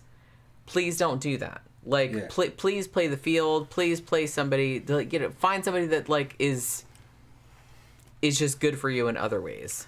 You can, you know, and experiment with lots of different things. I'm going to say this. Dick dazzling, which I think is a genius phrase made by Jenny. I just made that up. I did like it. I do like it. It is I might have read it somewhere, but I don't remember. It is sexist against males, but I'm going to go ahead and go okay with that shit. Dick dazzling is kind of like what it was. It is kind of like what it was. But I'm going to fucking put this shit down and lay it down. It had nothing to do with the dick, and it really wasn't much to do with sex. It was mostly what we were doing and saying and how we were making everybody feel. How you make the woman feel. But see, that's good. It wasn't dick or sex. It was everything else. Okay? And we weren't doing that for the sex. The sex would just kind of come. It would kind of come naturally because we were having so much fun. That's part of what it was. But see, that's the way it should be. Well, that's the way it was. That's how good it was. That's what it was. That's the way it should be. So that's why I'm telling these girls, no, if you get into those situations, you just roll with it. Just know that you're young. Everything's temporary when you're young. And the dudes that are doing this, if they're good, they don't mean any harm. They just don't understand how life is at that time. Because the guys are just as dumb as the girls. Dumber. They are dumber. In some ways.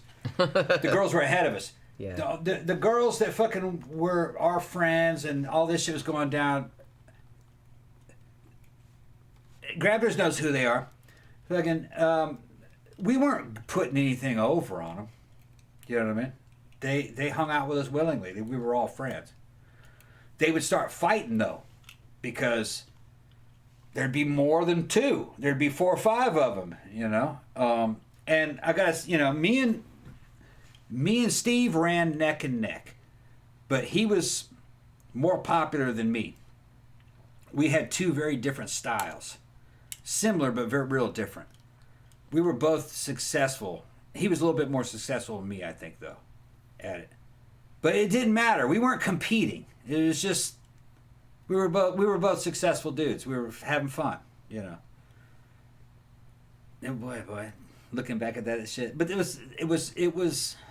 Well, I mean, it was a time of raw animal magnetism. As long as you're not doing anything malicious, no, nothing or was malicious. Against anyone's will, no, then Grampus can attest. We couldn't keep them away from us. We couldn't keep them away. I get that. They would just start showing up.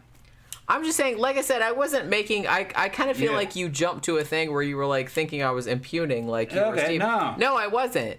I was just saying, like in general, teenage girls have a thing where it's like, oh, I found this one dude and he's like amazing in bed or whatever, and it's like you'll forgive everything else that he does just because of that. Yeah. I was like, please don't fall into that trap. That's what I was saying. We were in the drama program, putting on shows, and we had our own thing going, and it just was like a magnet.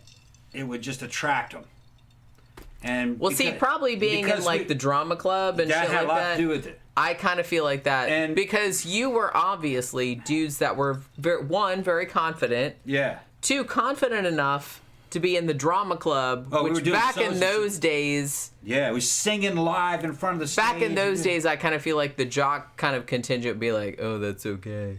No, you know what I mean? we had a lot of jock friends. I know. I'm just saying, like the cool ones. In general, I kind of feel like that was sort of the zeitgeist at the time. No, we got a lot of respect. As soon as we got a lot of respect. But girls love that shit. We got a lot of respect from the jocks because we were doing things that would scare them. they'd get scared to get up and sing. They'd play in front. It's easy, you know what I mean? They do their shit, hockey, and fucking, remember how good Eric was with the fucking hockey? Fucking hockey and football. They had their own things going, but they weren't singing in front of a live audience or do it, you know what I mean? So, no, we got respect for them. As soon as they saw us live doing shit, we got all kinds of respect. It's just another way because of doing that's it. something that a lot of people, even like macho dudes that are like athletes You're and stuff, performing in front of a fucking won't crowd. do. Well, they're performing. It's the same thing. Yeah. You're performing in front of a fucking Yep. crowd. It's just that's another hard thing that you do in front of a And honestly, I kind of feel like doing shit like singing or drama or something like that, that's honestly more... You're making yourself more vulnerable. Yeah. You This gotta is put it just out there. me. Right. And I'm singing, and it's like, so... We were singing without amplifiers, just like I fucking said, straight. so a lot of jocks, like you said, yeah, they'll go out and play football or basketball or whatever, but they wouldn't do that. Yeah. So to me, I kind of feel like that's more manly than Well, it's playing. different. It's different. It's different.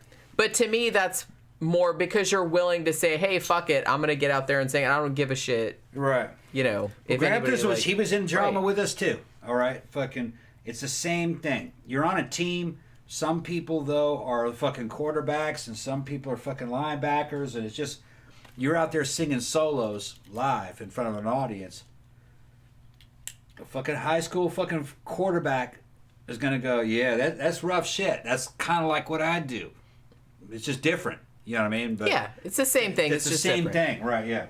You're performing in Right. in That's why front of a- pro sports in Hollywood. It's both entertainment. It's similar deal. Granther says, Jenny is a wise sage who speaks great truths. Hopefully you're not just being sarcastic. Ballsy. And Granthers also says, Granthers was jealous he didn't have the same mojo or big dick energy. Big dick. Big dick energy. You Honestly, didn't land though- any of the leads, man. You didn't land any of the leads. You could have. You just have to fucking, like I said, it's energy. You got to put honestly, yourself out it's and this is one of the things, and you know, and I can relate because I kind of have this whole. I'm not a dude, but like I have this whole kind of thing going on too. But confidence there. Has a lot to do with it. goes really far, and it's taken me like until I was probably like almost 40 years old to like figure that out. Yeah. When I met Jenny, she didn't have as much confidence. I fostered a lot of I confidence. had in her. zero. Yeah, I fostered a lot of confidence in Jenny. But it's I because still- I had experience with... I still don't have a lot. You do. You know, you have a lot. I mean, I have. It's better than Yeah. it was. I will say that. It's because what I understood it though because I was in the same position a long time ago. Nobody pushed you. All right. But I'll tell you what, after a few books and then going to fucking signings and dealing with the public, it comes quick. You already had a taste of it. It's real. What we were doing what me and you were doing at the those big conventions and shit is real similar to what, you know what I mean, what we were doing on stage back in high school. Similar. I mean, I Similar. did shit in the public. Like I sang in, you know, in chorus Choir, yeah. for a long time. Later, like when I was in high school, my choir director asked me if I would please like do a solo thing for, you know, the big competition, and I absolutely would not because I was terrified. I would not sing. I don't mind like singing, but honestly, I was like pretty nervous about singing with other people singing, but I was terrified like to sing by myself. I was like, there is no way. I was like, I would get up there at the competition and I was just like, I wouldn't even, like my throat would dry up and I wouldn't even be able to do it. So I was like, absolutely not. I can't do that. He did ask me, but I was like, no, I can't. And I don't know. I kind of look back on that. It's like, I kind of wish I would have, because back in the old days, like I really liked to sing and I thought I could sing really well, but I'd sing in my house, but I didn't really want anybody else to hear me. You know what I mean? So it's kind of like, I don't know. I guess I was all right, but I don't know. I just never thought I was like good enough. So I don't know. It's a bitch, man. It's a bitch. And I've had that like my whole fucking life. So, I mean, Tom helped because he was so confident. Because honestly, like, I don't know if you guys know, but I was married before for 15 years, actually. And, you know, I don't have any ill will against my ex-husband, but he was a lot more similar to me in the sense that he was very shy and very introverted and stuff like that. So I kind of feel like I was a lot more comfortable around him because he was a lot more similar to me. But it didn't really, like, push me out of my comfort zone in any way. You know what I mean? So I kind of feel like I was attracted to Tom initially because he was so opposite to me, because he was so outgoing, and I was really not like that. I'm still not like that, to be honest with you. But he just kind of, like, pushed me into doing shit. Because, honestly, my whole entire life, and I don't know why I feel like this, because my parents didn't do this to me or anything like that, but my whole entire life, I've kind of felt like I had to, like, apologize for my existence. Like, why, like, I'm here, and it's like, oh, hey, here I did a thing. You know what I mean? It's just kind of like, if you want to look at it, you can, but bye. You know what I mean? It's just, I don't know. And I shouldn't feel like that, but I don't know. I still kind of do. It's better than it was, but... You were there. Yeah. Graham, I want you to, before I forget, hit me up on Messenger. I want to talk to you afterwards. Gramthers also said, funny thing, the band and drama girls were way hornier than the cheerleaders and Barbie dolls. Yeah. Oh, yeah, big time. Yeah, and in a way, they were cuter. A lot of the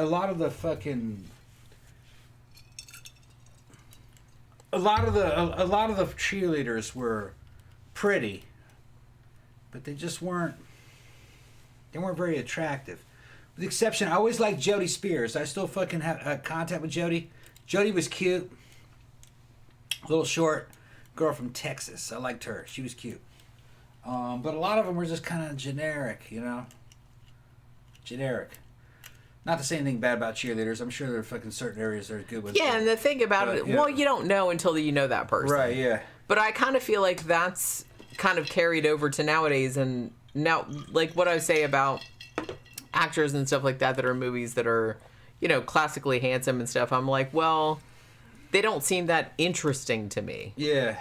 I'm kind of more, if I'm going to be, like, attracted to somebody, even if they're, like, weird looking, it's going to be somebody that's, like, interesting. Yeah. Somebody that's just, like, blandly good looking, and that's it. Jodie was cute because she was like a shapely, little, short, muscular Texican girl, which is, you know, kind of like Anglo-Mexican kind of girl, and she was and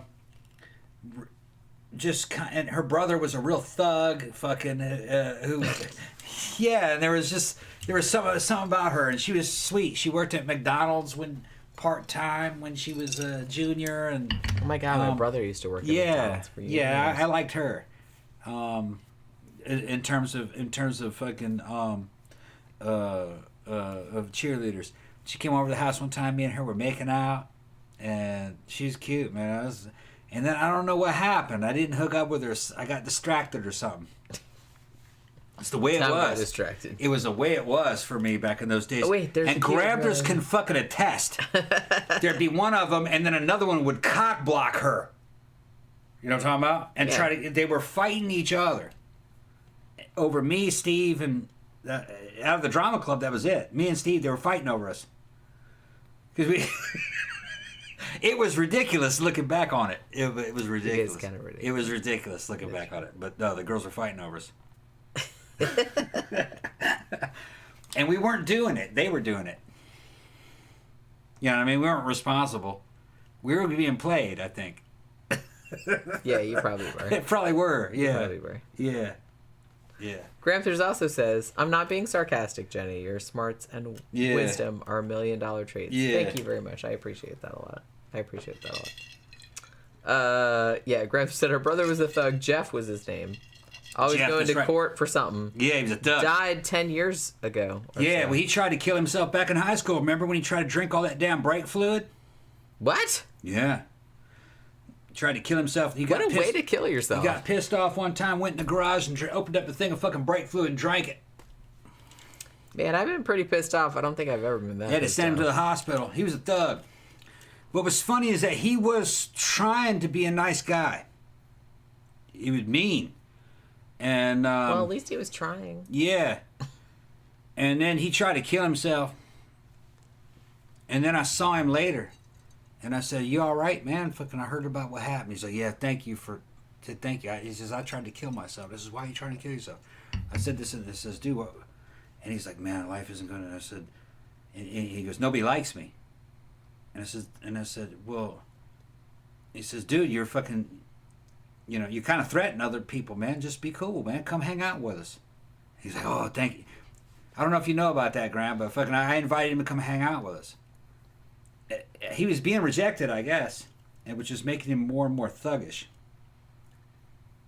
I kind of feel like that happens a lot in those situations. Well, Yeah, but he never showed up. yeah. I says, "Come hang out with us, man."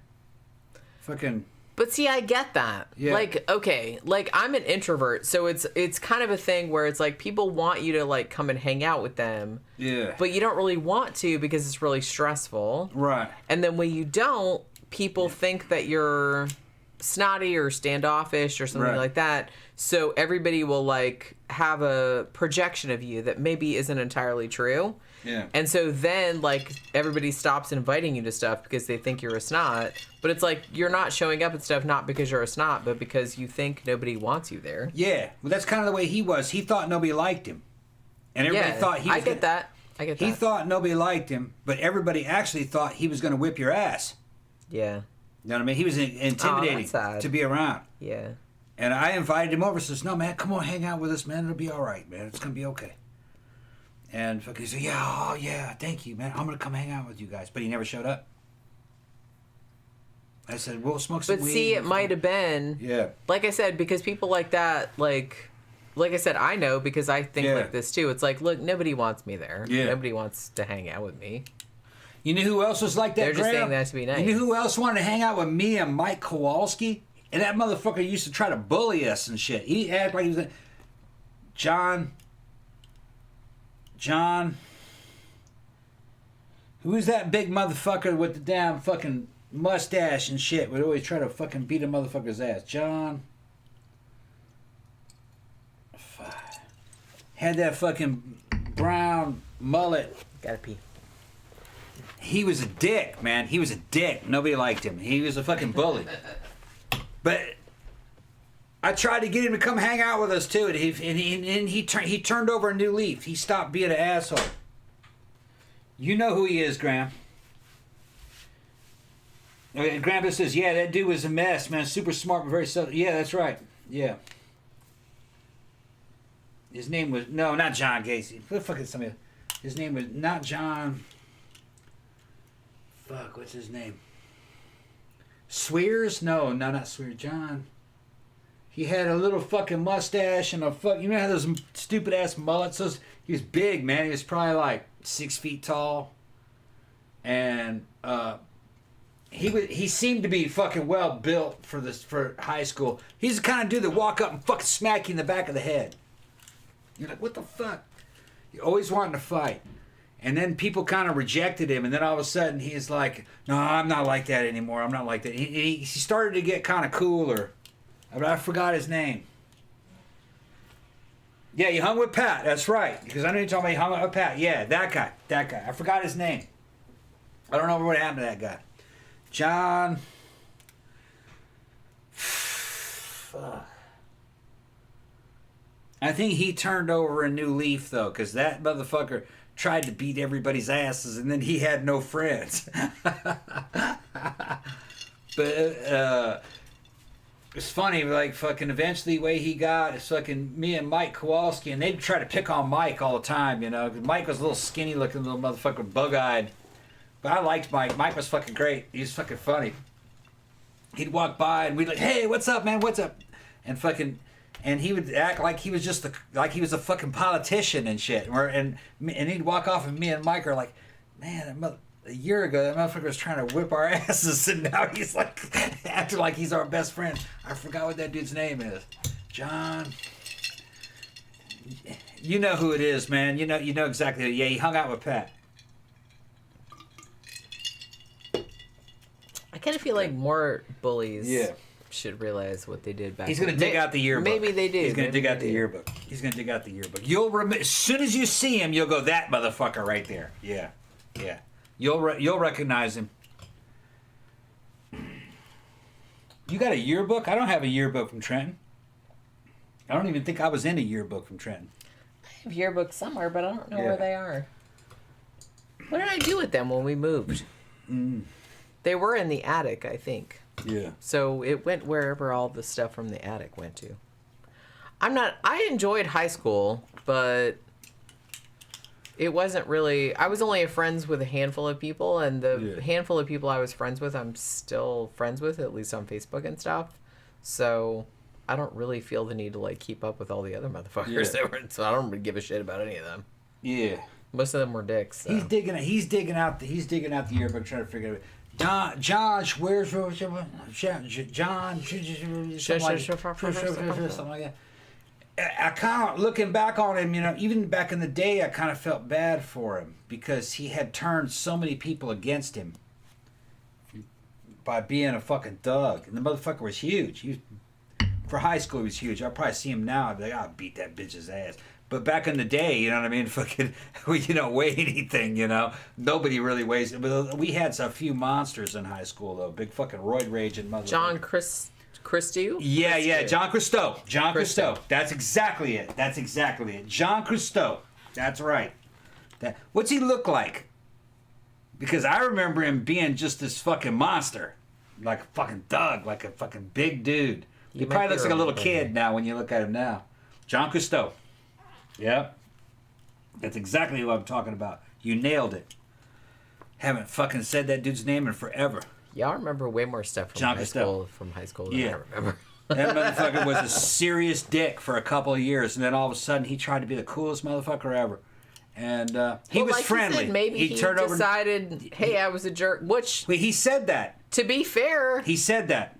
95% of people never do that. He came up. So good for him. He came up to me and Mike, and he goes, "Look, I used to be a bully. I used to bully you guys." And he goes, "That's not the way to go. Fucking, you guys are okay, man. It was me." That's what he said. That's awesome. That's what he said. I wish more people would do that. That's what he said. It was me. It's not you guys. It was me. Seriously, 99% of people. 99% of people will never do that. Every time we saw him, I don't know if he got help or whatever. Every time we saw him, we're like, "What's up, man? What's up?" And then he was cool after that. Dude, that's cool. Because he goes, people can learn. He's like, everybody hates me. That's what he said. Everybody hates me. He goes, I'm not a bad person. See, but I kind of feel like, and this is what kind of makes me sad about the human race, is that 95% of the time, maybe not 90%, but a lot of the time, I kind of feel like somebody like that, even at that age, they would jump to the conclusion, not that, hey, I should look at my life choices, and maybe there's something wrong with me. Maybe I should work on me, which is what you should do. But I kind of feel like 95% of people will be like, everybody's assholes, so I'm going to become an even bigger asshole, to counteract. Because I kind of feel like that's the path that a lot of people take, unfortunately. Listen to what Grafter says. He goes, last I heard, he was managing the Peppermint Rhino in Vegas, a strip bar. All right. Okay, cool. Nice. Hanging out with a Peppermint Rhino, that's a great name. Yeah, the Peppermint Rhino. Maybe I have to look him up. John Christou. Tell him that I remember how he changed. You should look him up. Yeah. Because like I said, I kind of feel like shit like that, that should be rewarded because most people don't do that. Right. Most people don't have that level of insight to be like, hey, especially at that age, hey, I was a piece of shit, and have the balls enough to go to people that they had wronged and say, hey, I was a piece of shit. I'm sorry about that. Yeah. I'm changing it. I'm going to say he was a piece of shit. I'm just saying, He was just being a bug. I'm just saying, but back in those days, I mean, that's kind of a big deal. Yeah. That's kind of a big deal. And I kind of feel like enough people don't do that. Well, Grandpa's can attest. He was there that era. And Trenton High School was a good high school. It was a very good high school. And Michigan, boring state. Let's be honest, man. It's a boring state. Well, I don't think anyone's going to argue with you about that. But it's not an unimportant state. It had shit happening there with the car industry. Fucking, they had fucking Beverly Hills Cop was partially fucking set in the Detroit area. It was fun. Good-looking people, good-looking girls. It is the Siberia of America. It's the Tankograd of America, where they make all the tanks and shit in Russia. It's like that. Kind of like the Siberia of America. But I always thought of Trenton High when it came to my experiences in the United States.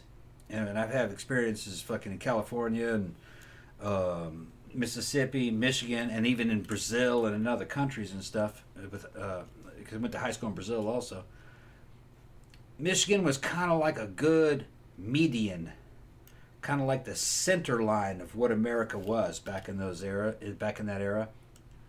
And it was a good place. It had good people and a good cross section of American humanity at that time. I look back at Michigan with good memories. Michigan is the Bob Seger of countries, of states. It is the Bob Seger of American states. That's kind of what it's like. Are you really sure you want to cast aspersions on the state like that? It is the Bob Seger of American states. But I still good place to grow up. Kind of like something out of Back to the Future. If you're a foreigner and you see the Back to the Future trilogy, that's the way Michigan was. And well, a lot of places were like that. A lot of places like that. It was meant to be kind of generic, but it was like that. I mean, even places here in Florida are like that. Yeah. To be honest with you. And were back then. Yeah. That's why so many people resonated with that movie, was because it was you could relate to it kind of wherever you were. Right. If you weren't in a place that was like super one thing or the other. Yeah. If you were just in suburbia is kind of the same everywhere. So I would say if anything stuck out of my mind from my time in Michigan was because of the time of life I was having. It was my fucking teens and 20s. Cute girls. Fucking Michigan had cute girls. I don't know if it's still like that, but it did back then. Did they have big hair? Big hair, and they were fucking goth and industrial, and they had all that shit. You could go to Industry. You could go to St. Andrews Hall. You could go to City Club. Cute girls. I mean, everywhere has, well, I don't know if I'd say everywhere, but mostly everywhere has something to, something to that people could latch onto. You know what I'm saying? Michigan was because of the ethnic makeup, very Polish. They called them Polacks, Polak girls,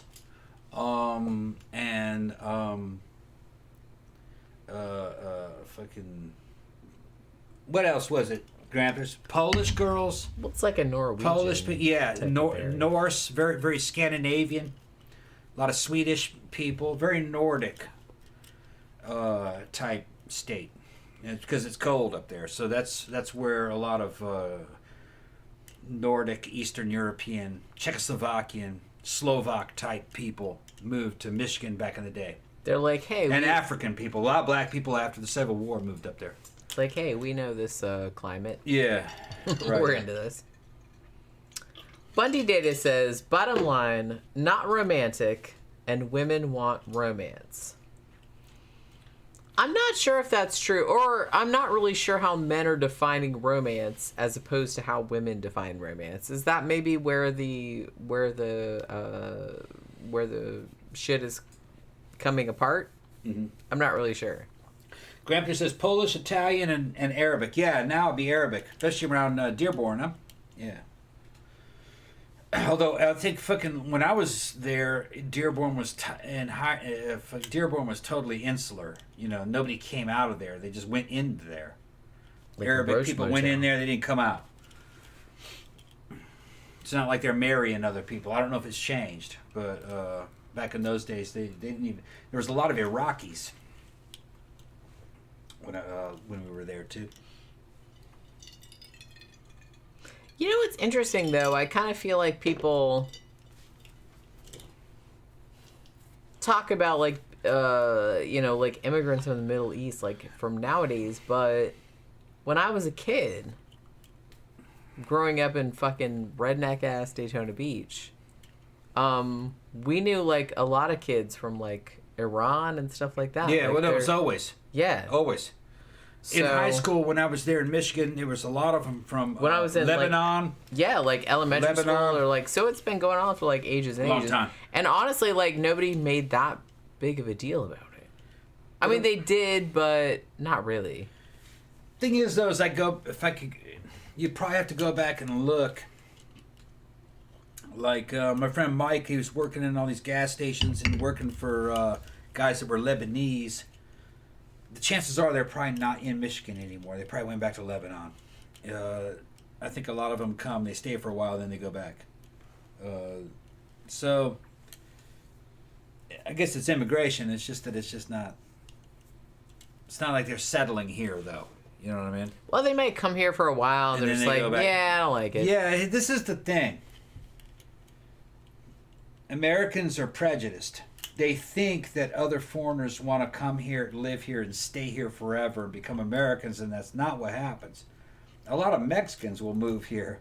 A lot of Central and South Americans will move here, be here for a certain period of time, and go, fuck this. And They go don't back like home. it. They go back home. They don't like Well, it. that happens like a lot of immigrants that come We here. know like, fucking. We had a friend that fucking married a friend of ours, and he was from Colombia, and he was here for only about a year, so he's like, fuck this. Fuck this Angel. place. He went back. Yeah. He went back home. I don't like it. So I'm going back to Colombia. So, you know what I mean? Just because you come here doesn't mean you're going to stay here.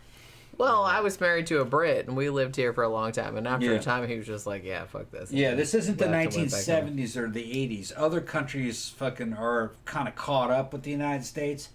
You don't Well- have to be in the United States to have a good time. You can have a good time anywhere now. Well, and honestly, like some people like other countries better, Yeah. because they have other things. I could go back to Brazil today and have a fucking great time. Well, honestly, if you told me today that I was like I had to move to the UK because, like I said, I wouldn't be bothered. Yeah. I wouldn't be bothered. I actually You quite got liked. fun anywhere. I quite liked the UK when I was there. Yeah. So if somebody told me I had to move there, I would not be bothered. Okay, so Not how at long all. we been streaming, Jen? 3 hours. All right, it's and about time to shut it down. 12 minutes. It's time. And I'll make us something to eat. Okay, wait a minute. Let me make sure. Okay, I think we've like answered all the questions. Yeah. All right. Yeah. Yeah. I'm good to go. All right. What are you gonna make? We'll see when I get down there. Oh, he does. I got stuff down there. All right. Okay. So Sunday, we'll be back on the matinee show. Do you want to do like a whole full-fledged review on the Northman? Yeah, we'll do a full-fledged review on Because it. I know you're like dying to like talk. Hold about on, Graham. Send me a message on Messenger too, so I can get you on Messenger. He sent me his phone number so we can talk, but on Facebook. But okay, it. Yeah. let me see. You guys should talk. He might be on that. Okay, yeah, I got you. Okay. Cool. I got you. Okay. I got you. So you guys Yeah. hook up. But yeah, so we'll be back Sunday. Probably talk about the Northman.